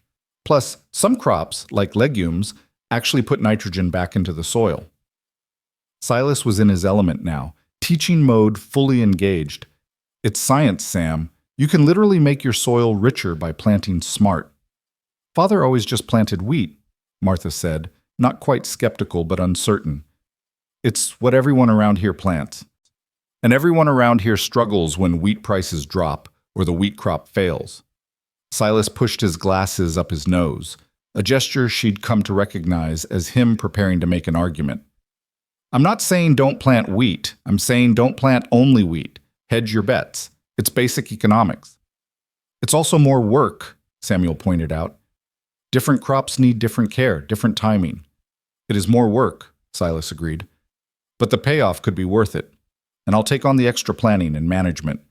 You two focus on the physical labor. I'll focus on the strategy." It was a fair division of labor that played to everyone's strengths. Martha found herself nodding slowly. "All right, we'll try it. But just a small section at first. See how it goes. That's all I'm asking, a chance to prove it can work." They started preparing the fields as soon as the ground was workable, Samuel driving the plow behind Patient while Silas walked alongside, marking out sections according to his carefully drawn plans. Martha watched from the porch, one hand on her growing belly, marveling at how much had changed in 6 months. The thin scarecrow of a man who'd stepped off the train in Red Hollow had become someone else. Not physically, not in the ways that were obvious to casual observers. He was still thin, still weak by most men's standards, still wore glasses that slipped down his nose. But there was a confidence in him now, a sureness of purpose that transformed him from someone who apologized for taking up space into someone who owned his place in the world. April brought rain and the backbreaking work of planting. Samuel did most of the heavy labor, but Silas was always there beside him, planting seeds according to his precise calculations, double-checking spacing and depth. And in the evenings, while Samuel's young muscles recovered, Silas taught him not just reading and mathematics anymore, but practical science, how plants grew, why weather mattered, the chemistry of soil and seed. Martha watched her brother slowly transform under Silas's patient instruction, saw him begin to think of farming not just as survival, but as a craft that could be mastered and improved. It was a gift Silas gave without even realizing it, the gift of seeing potential where others just saw dirt and sweat. The baby grew larger in Martha's belly, making her movements slower and more awkward. Dr. Pritchard came by in early May for a checkup, pronouncing both mother and child healthy, though he warned her to take it easy in the final months. Easier said than done on a farm, Martha muttered after he left. Then we make it done, Silas said firmly. Sam and I can handle most of the work. You focus on growing that baby. I can't just sit around for 4 months. You can supervise, plan meals, teach me to cook better, read those books you've been hoarding. He smiled at her. You've been taking care of everyone else for years, Martha. Let us take care of you for a while. It went against every instinct she had, every lesson her parents had taught her about pulling your own weight. But as the baby grew heavier and her back began to ache constantly, she found herself accepting help more readily. Silas took over most of the cooking, improving rapidly under her instruction. Samuel handled the heavy chores without complaint, and Martha learned the strange art of delegating, of trusting others to do what she'd always done herself. May slid into June, and the crops came up green and promising. Silas's diversification experiment was working. The corn sprouted in neat rows, the wheat grew tall and golden, and the small section of sorghum he'd insisted on showed surprising vigor. Neighbors started stopping by to see what Silas Crane was doing differently, and some even asked for advice on their own planting. Word's getting around that you're some kind of farming genius, Martha told him one evening as they sat on the porch watching the sunset. I'm not a genius. I just read books and apply what I learn. But he looked pleased nonetheless. Though I won't lie, it feels good to be useful, to contribute something beyond just surviving. You've always contributed. Have I? He looked at her seriously. Sometimes I still wonder what you saw in me, Martha. What made you think a man who couldn't lift a bale could be a farmer's husband? Martha took his hand, lacing her fingers through his ink-stained, calloused ones. You want to know what I saw? I saw 7 letters that made me laugh when I hadn't laughed in months. I saw honesty when everyone else was trying to sell me something I couldn't afford. I saw someone who admitted his weaknesses instead of hiding them. She paused. And now? Now I see the father of my child, the man who saved my brother's life with steady hands and quick thinking, the man who's revolutionizing how we farm, the man who makes me coffee every morning and reads to me every night. That's what I see. Silas's eyes were bright behind his glasses. I love you, Martha Crane, more than I thought I could love anyone. I love you too, even when you're being insufferably intellectual about crop rotation. He laughed, and the sound was warm and genuine and happy. They sat together in the gathering dusk, hands entwined, while the field stretched out before them and the first stars began to appear overhead. July brought heat that made Martha feel like she was carrying a furnace inside her belly. The baby was active now, kicking and rolling at all hours, and she spent most of her time in the house, trying to stay cool and comfortable. Silas was attentive to the point of hovering, constantly checking on her, bringing her water, fanning her with a piece of cardboard when the heat became unbearable. I'm fine, she told him for the 100th time. Stop worrying. I'll stop worrying when you've safely delivered our child. He felt her forehead for fever. You're warm. It's July in Kansas. Everyone's warm. Dr. Pritchard said to watch for fever. Silas. She caught his hand, holding it against her cheek. I appreciate the concern. I do. But you're driving yourself crazy, and me along with you. The baby will come when the baby comes. All we can do is wait. But waiting was hard, especially as July dragged into August, and the baby showed no signs of arriving. Martha felt huge and uncomfortable and increasingly anxious, though she tried to hide it. The memory of her mother's death loomed larger as her due date approached, and she found herself unable to sleep, lying awake in the darkness, imagining all the ways things could go wrong. Silas, sensing her fear even when she didn't speak it, stayed close. He read to her in the evenings, not agricultural treatises anymore, but novels and poetry, stories that transported them both away from the hot, anxious present. He rubbed her aching back and swollen feet without being asked. He made her laugh when she wanted to cry. And when the contractions finally started on a sweltering August afternoon, he was the one who stayed calm while she panicked. "It's too early," she gasped, doubling over as pain seized her. "The baby's not supposed to come for another 2 weeks. Babies come when they're ready." Silas was already moving, years of managing crises in a one-room schoolhouse kicking in. "Sam, ride to town and fetch Dr. Pritchard. Tell him Martha's in labor. Go now." Samuel was out the door in seconds, and then it was just the two of them. Silas helped Martha to the bed, his hands gentle but sure, and began preparing, boiling water, gathering clean cloths, laying everything out with methodical precision. "I'm scared," Martha admitted as another contraction hit.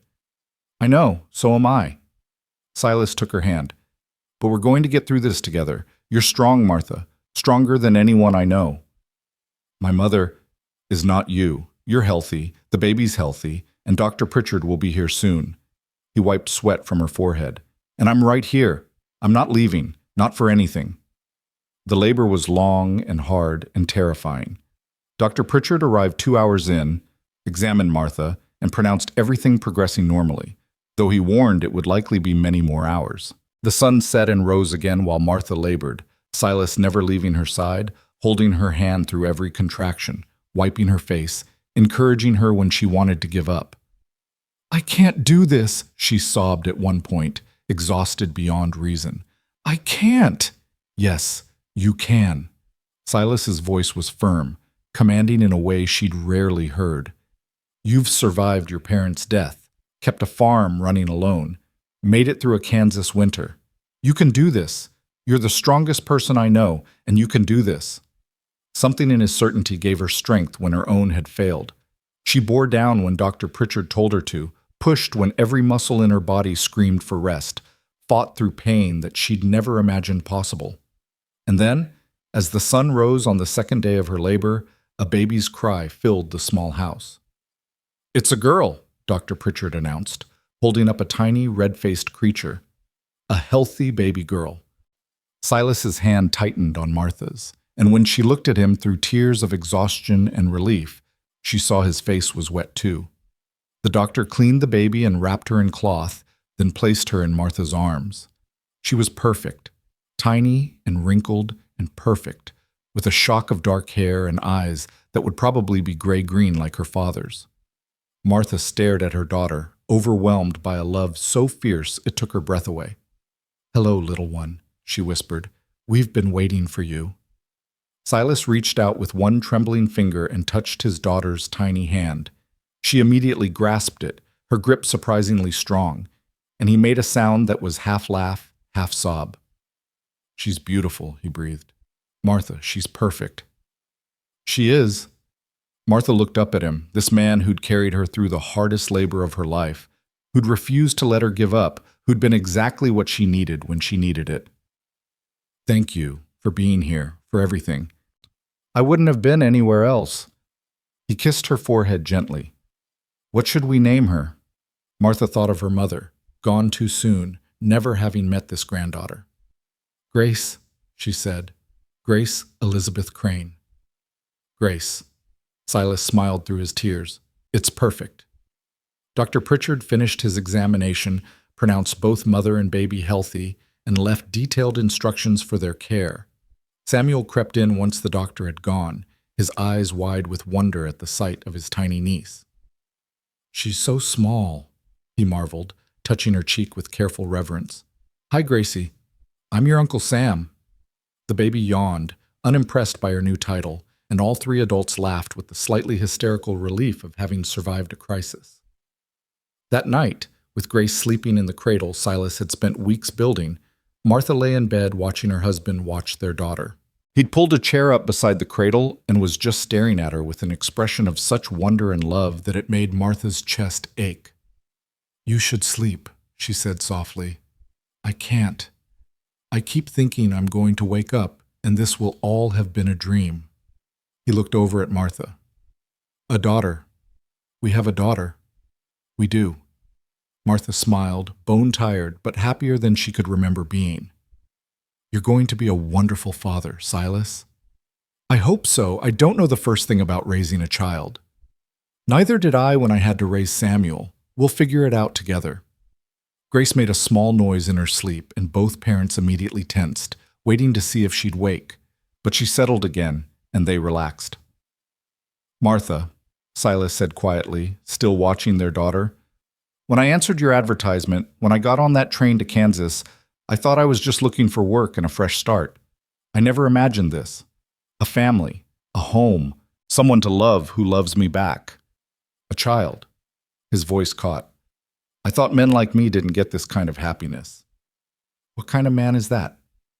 The weak kind, the sick kind, the kind who can't do what other men do. Martha reached out and took his hand, pulling him closer. Silas Crane, you're the strongest man I know. You survived the train ride here, survived Red Hollow's skepticism, survived pneumonia, survived a Kansas winter. You've turned this farm around with nothing but books and determination. You held me together through the scariest experience of my life, and you're going to raise that little girl to be smart and kind and strong. She squeezed his hand. That's not weakness. That's strength beyond what most men ever achieve. He was quiet for a long moment, then he leaned down and kissed her, gentle and tender and full of promise. I'm going to spend the rest of my life proving you right about me. You already have, Martha whispered. Outside, the Kansas night wrapped around the small farmhouse, and somewhere in the distance, thunder rumbled, a promise of the storms that would come, the challenges they'd face. But inside, a family slept peacefully, bound together by love and determination and the stubborn refusal to give up on each other. The man who'd been too thin to lift a bale had carried them all through to tomorrow, and tomorrow he'd do it again. The first weeks with Grace passed in a blur of sleepless nights and wonder. Martha recovered from the birth slowly but steadily, while Silas threw himself into fatherhood with the same intense focus he brought to everything else. He learned to change diapers with the precision of a scholar studying ancient texts, mastered the art of soothing a crying infant at 3 a.m, and could rock the cradle with one hand while reading agricultural reports with the other. You're a natural, Martha told him one morning, watching him feed Grace with a bottle of goat's milk, his movements confident and gentle. I'm terrified every moment that I'll do something wrong, he admitted, but his smile was soft as he gazed at their daughter. But she doesn't seem to hold it against me. Grace was thriving, growing plumper by the day, her eyes settling into that distinctive gray-green that marked her as her father's child. Samuel doted on her with an awkward teenage tenderness, and Martha often found him talking to his niece about horses and crops and the world she'd grow up in, as if the baby could understand every word. September arrived with cooler temperatures and harvest time. Silas's experimental diversification had paid off better than anyone expected. The corn was abundant, the wheat yield was strong, and even the small plot of sorghum had produced well. Word had spread through the county, and neighbors started stopping by more frequently, asking Silas for advice, treating him not with the skepticism of the previous year, but with genuine respect. John Henderson was among them, arriving one afternoon with his hat in his hands and a sheepish expression on his broad face. Crane, I owe you an apology. Silas looked up from the ledger where he was recording the harvest numbers. What for? For doubting you, for thinking you were too weak for this life, for... Henderson shook his head. For being a judgmental fool, basically. Your yields are 20% higher than mine, and you did it with less land and fewer resources. Whatever you're doing, it's working. It's just science and planning, Silas said, but Martha could see the pleasure in his expression. I'm happy to share what I've learned. I'd appreciate that. Henderson glanced toward the house where Martha sat on the porch with Grace. Your family's doing well, real well. Proves a man doesn't need to be built like an ox to prosper out here. After Henderson left, Silas returned to the porch, sitting beside Martha with a satisfied sigh. Did you hear that? I did. She shifted Grace to her other arm. How does it feel to be vindicated? Strange. Good, but strange. He reached out to stroke Grace's soft hair. I spent so long trying to prove I wasn't useless that I forgot to notice when I'd already proved it. You never were useless, Silas. Some of us always knew that. He looked at her with such love that it made her breath catch. Best decision I ever made was answering that advertisement. Second best, Martha corrected with a smile. The best was not getting back on that train when you saw what you were getting into. Never even considered it. Liar. I saw your face that first day. All right, maybe for about 5 minutes. His smile turned mischievous, but only 5 minutes. October brought a crisis that tested everything they'd built. A tornado, one of those terrible prairie monsters that could level a town in minutes, was spotted heading straight for Red Hollow. The sky turned that sickly green color that made experienced settlers drop everything and run for shelter, and the wind picked up with an ominous howl that spoke of destruction coming fast. Martha was in the house with Grace when she heard Silas shouting from outside. She ran to the door and saw it. A massive funnel cloud, black and roiling, bearing down on them from the northwest. Her blood went cold. The cellar! Silas was already running toward her, Samuel right behind him. Get Grace and get to the cellar now! Martha grabbed the baby and ran, Silas and Samuel right behind her. They'd reinforced the old root cellar last spring, added supports and a stronger door, but looking at the size of that tornado, Martha wondered if it would be enough. They made it inside just as the wind reached a fever pitch.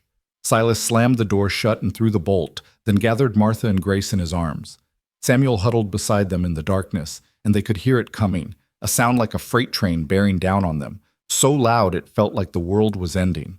The cellar shook, dirt rained down from the ceiling, the door rattled in its frame, and Martha was certain it would tear free at any moment. She clutched Grace to her chest, the baby wailing in terror, and pressed her face against Silas's shoulder.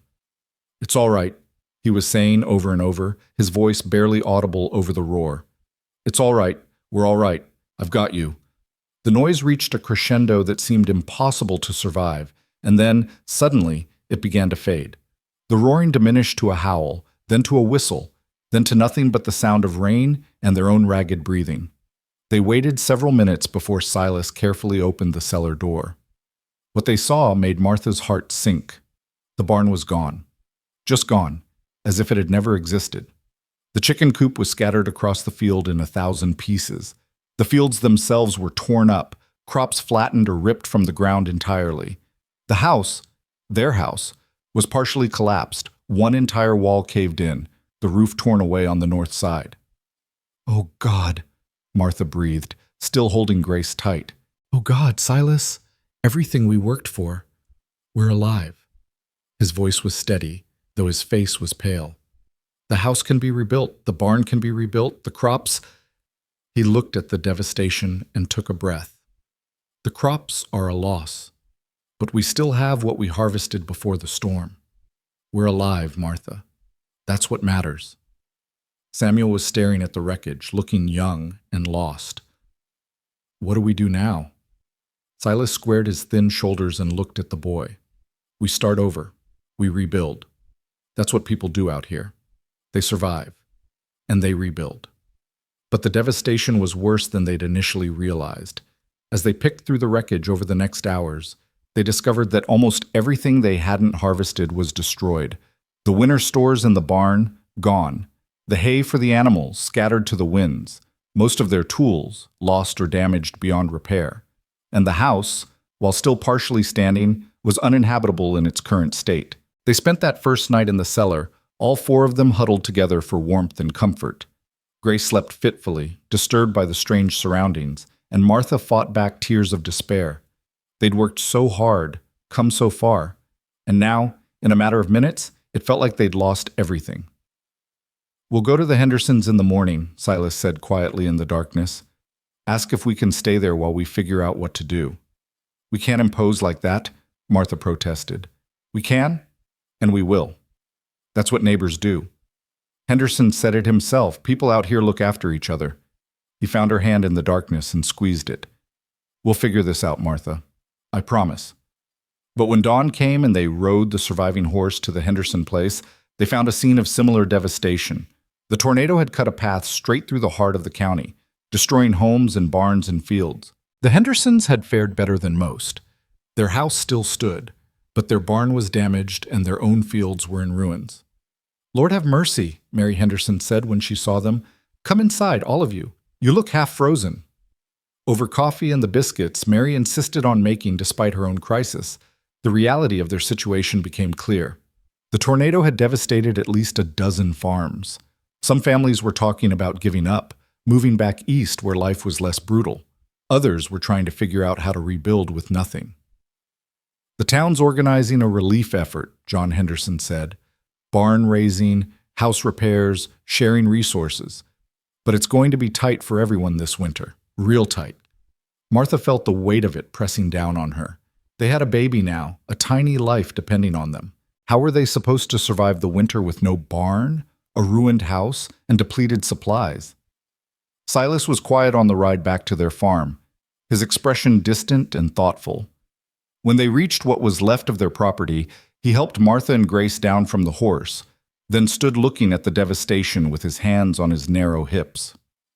"What are you thinking?" Martha asked. "I'm thinking about a problem that needs solving." He pushed his glasses up his nose, that familiar gesture that meant his mind was working. "We can't rebuild everything before winter. That's just reality. But we don't need to rebuild everything. We need shelter, we need food storage, and we need a way to generate income to replace what we lost. Everything else is secondary." "That's still a lot," Samuel pointed out. "It is, but it's manageable if we're smart about it." Silas started walking around the property, examining the wreckage with a critical eye. "The cellar is intact. We can live there temporarily if we make some improvements. Better ventilation, a proper stove. Uncomfortable, but survivable. The house foundation is good, and one wall is still solid. We can build a temporary shelter attached to that wall, something simple that will get us through winter. Come spring, we rebuild properly." "What about storage?" Martha asked. "We lost the barn, and whatever we salvage needs to be protected. We build a small storage shed first, just big enough for essentials. Sam and I can do that in a week if we work hard." Silas was getting animated now, the way he did when he was solving a complex problem. "As for income, we still have what we harvested before the storm. It's not as much as we'd hoped, but it's something. And I can offer consulting services. Other farmers need help planning their recovery. We charge for my expertise." "People will pay for that?" Samuel sounded doubtful. "They already have been, informally. Now we make it official." Silas looked at Martha. "It won't be easy. This winter is going to be harder than last year. But we can survive it. I know we can." Martha looked at this thin man, this supposed weakling who everyone had assumed would break under the first real pressure. He'd just lost almost everything, and instead of despairing, he was calculating angles and solving problems. He was already fighting back. "All right," she said, "tell us what needs to be done." The next weeks were a blur of frantic activity. Silas drew up detailed plans for the temporary structures they needed, calculating materials down to the last board. Samuel and John Henderson worked together to salvage usable lumber from the wreckage, while Mary Henderson and Martha pooled their remaining supplies and figured out how to stretch them through winter. The whole community came together in a way Martha had never seen before. Families who'd lost everything helped families who'd lost less. Those with intact barns shared space. Food was redistributed based on need rather than ownership. And Silas, sitting at makeshift tables in partially destroyed homes, helped family after family plan their recovery, refusing payment from those who couldn't afford it and accepting modest fees from those who could. "You're making a name for yourself," Mary Henderson told him one afternoon. "People are calling you the smartest man in the county." "I'm just applying common sense in what I've read in books," Silas protested, but he looked pleased. "That's more than most men have." Mary smiled. "You know, when Martha first brought you home, I thought she'd made a terrible mistake. Now I think she might be the smartest woman in Kansas." By the time the first serious snow fell in late November, the Crane family had a functioning shelter. Not comfortable, not spacious, but weatherproof and warm. They'd built a small storage shed that held their salvaged supplies. They'd even managed to construct a temporary pen for the few animals that had survived. And Silas had established himself as the county's go-to advisor for agricultural planning, earning enough in fees to supplement their reduced harvest income. It wasn't prosperity, but it was survival. And on the frontier, survival was everything. Christmas came quietly again. They had less than the year before. Fewer gifts, simpler food, a shelter instead of a proper house. But Grace was there, now 4 months old and starting to smile at her father's silly faces. Samuel had grown another inch and was talking about staying on the farm instead of looking for work in town. And Martha and Silas had each other, stronger together than either had ever been alone. This time last year, I'd just survived pneumonia, Silas said on Christmas Eve, holding Grace while Martha stirred stew over their small stove. I remember thinking I'd proved something by not dying, that surviving the illness meant I was strong enough for this life. You did prove something, Martha said. No, I proved the wrong thing. Surviving pneumonia just meant I was lucky and stubborn. Surviving this, he gestured to their temporary shelter, to the rough conditions, to everything they'd lost and rebuilt. This proved something different. That strength isn't about what you can lift or how long you can work. It's about what you do when everything falls apart. It's about getting up and trying again when you have every reason to quit. Martha left the stew and sat beside him, taking his free hand. You want to know when I knew for certain I'd made the right choice marrying you? When? When the tornado hit. When everything was falling apart around us. You didn't panic. You thought. You planned. You found solutions. You were exactly what we needed in that moment. Not strong arms to lift rubble, but a steady mind to guide us through chaos. She squeezed his hand. That's your strength, Silas. You carry us through the storms that matter most. He kissed her then, gentle and tender, Grace squirming between them in sleepy protest. And Samuel, watching from his corner, smiled to himself, finally understanding what his sister had seen all along. Winter was hard, harder than the previous year in many ways. The temporary shelter was cramped and cold, and there were days when supplies ran dangerously low. But they made it through day by day, supporting each other through the difficulties. Silas caught a bad cold in January that terrified Martha, memories of his pneumonia making every cough sound like a death knell. But he recovered quickly this time, his body perhaps hardened by the previous year's trials, and was back to work within a week. Samuel turned 16 and was now taller than Silas by a full head, broad-shouldered and capable. But instead of the resentment that might have festered, there was respect between them. Samuel deferred to Silas's judgment on planning and strategy, while Silas relied on Samuel's strength and stamina for physical work. They'd become a true team, each appreciating what the other brought. February brought a letter that changed everything. It was from the Kansas Agricultural College in Manhattan, addressed to Silas Crane. Martha watched her husband read it, his expression shifting from confusion to disbelief to joy. What is it? She asked. They want me to teach. He looked up, his eyes bright behind his glasses. Someone at the college heard about my work helping families recover from the tornado. They're offering me a position as an instructor in agricultural science and management. They say, his voice caught. They say I'm exactly the kind of practical innovator they're looking for. Silas, that's wonderful. Martha felt a surge of pride, followed immediately by a stab of concern. But Manhattan is 100 miles away. I know. He set down the letter, his expression conflicted.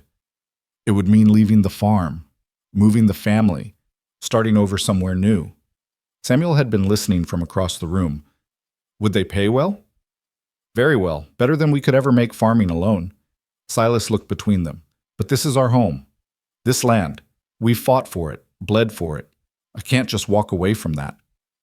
Martha thought about the temporary shelter they were living in, the constant struggle to make ends meet, the brutal cycle of planting and praying and hoping the weather cooperated.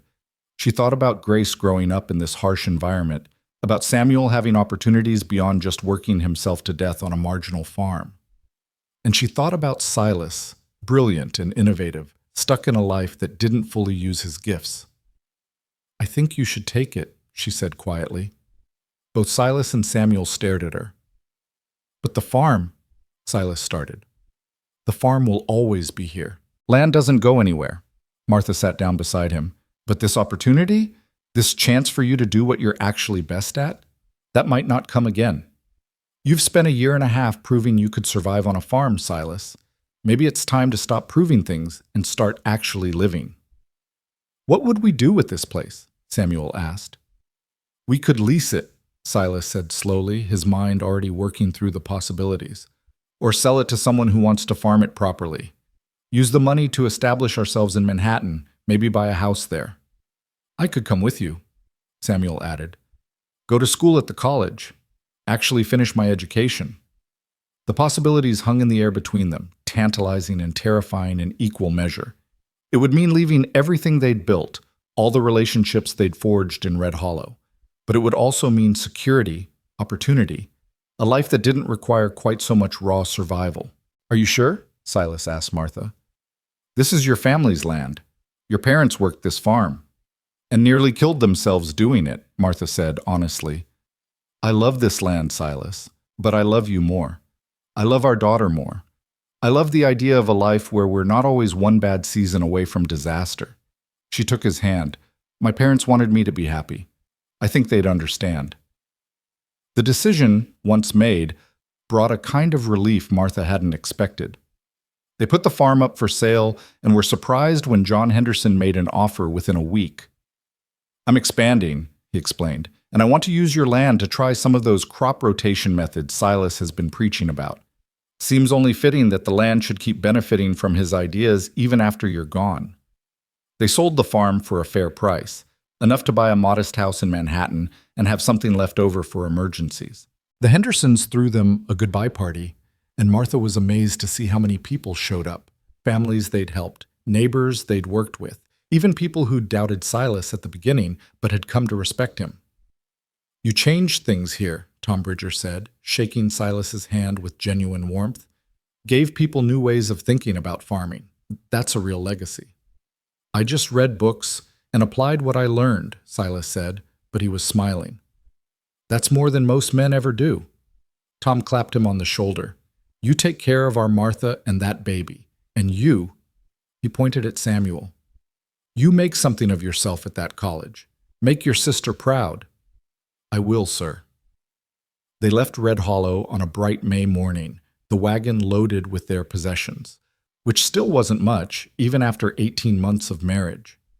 Grace, now 9 months old, sat in Martha's lap, fascinated by the moving landscape. Samuel drove the wagon and Silas sat beside Martha, his hand in hers.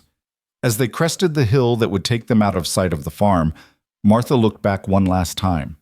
She could see the rebuilt house, still temporary but serviceable, the fields Henderson was already preparing for planting, the land that had been her family's for a generation.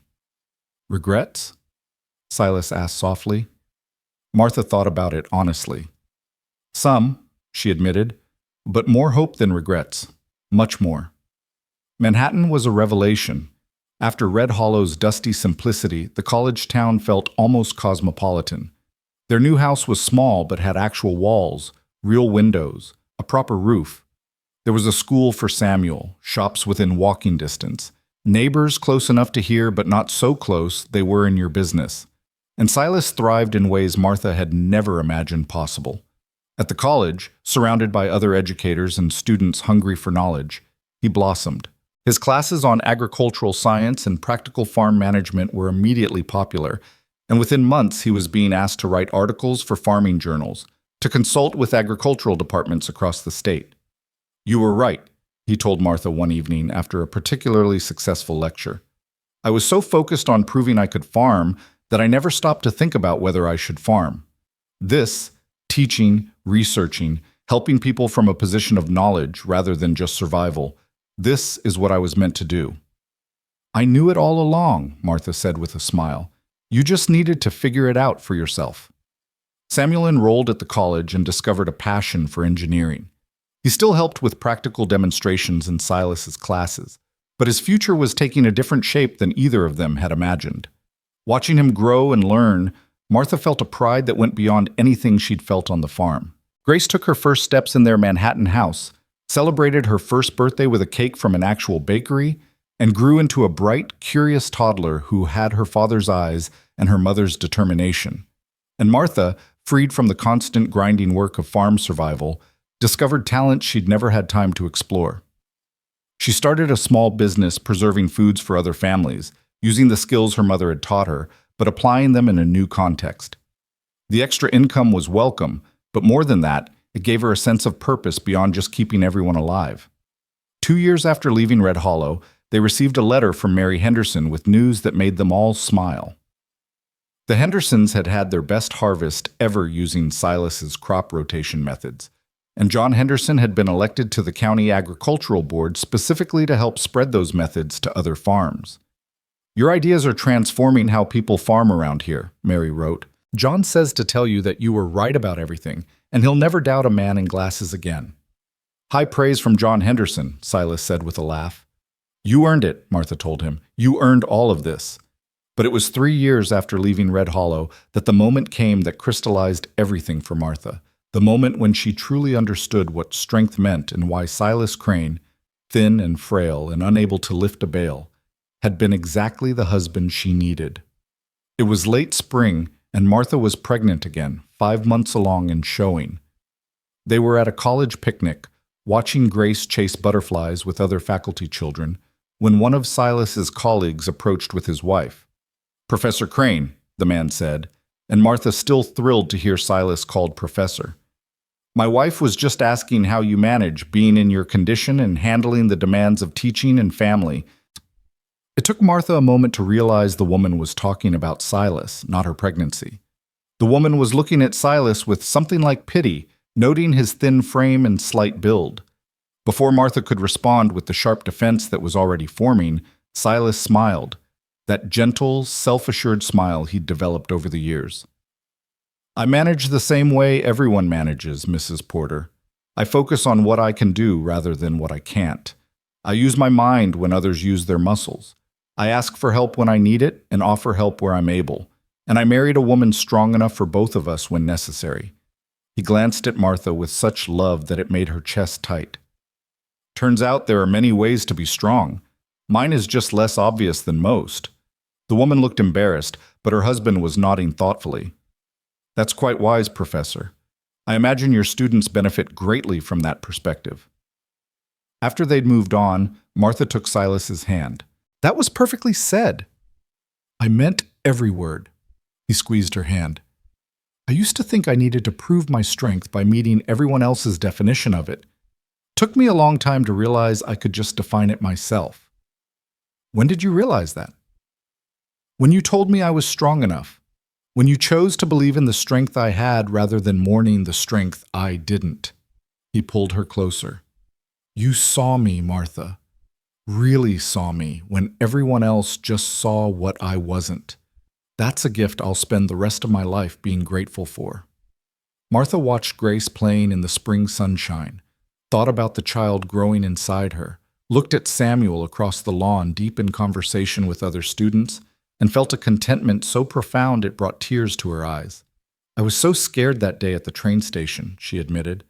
"When you stepped off that train and you were so thin, so obviously not what I'd expected, I thought I'd made the worst mistake of my life.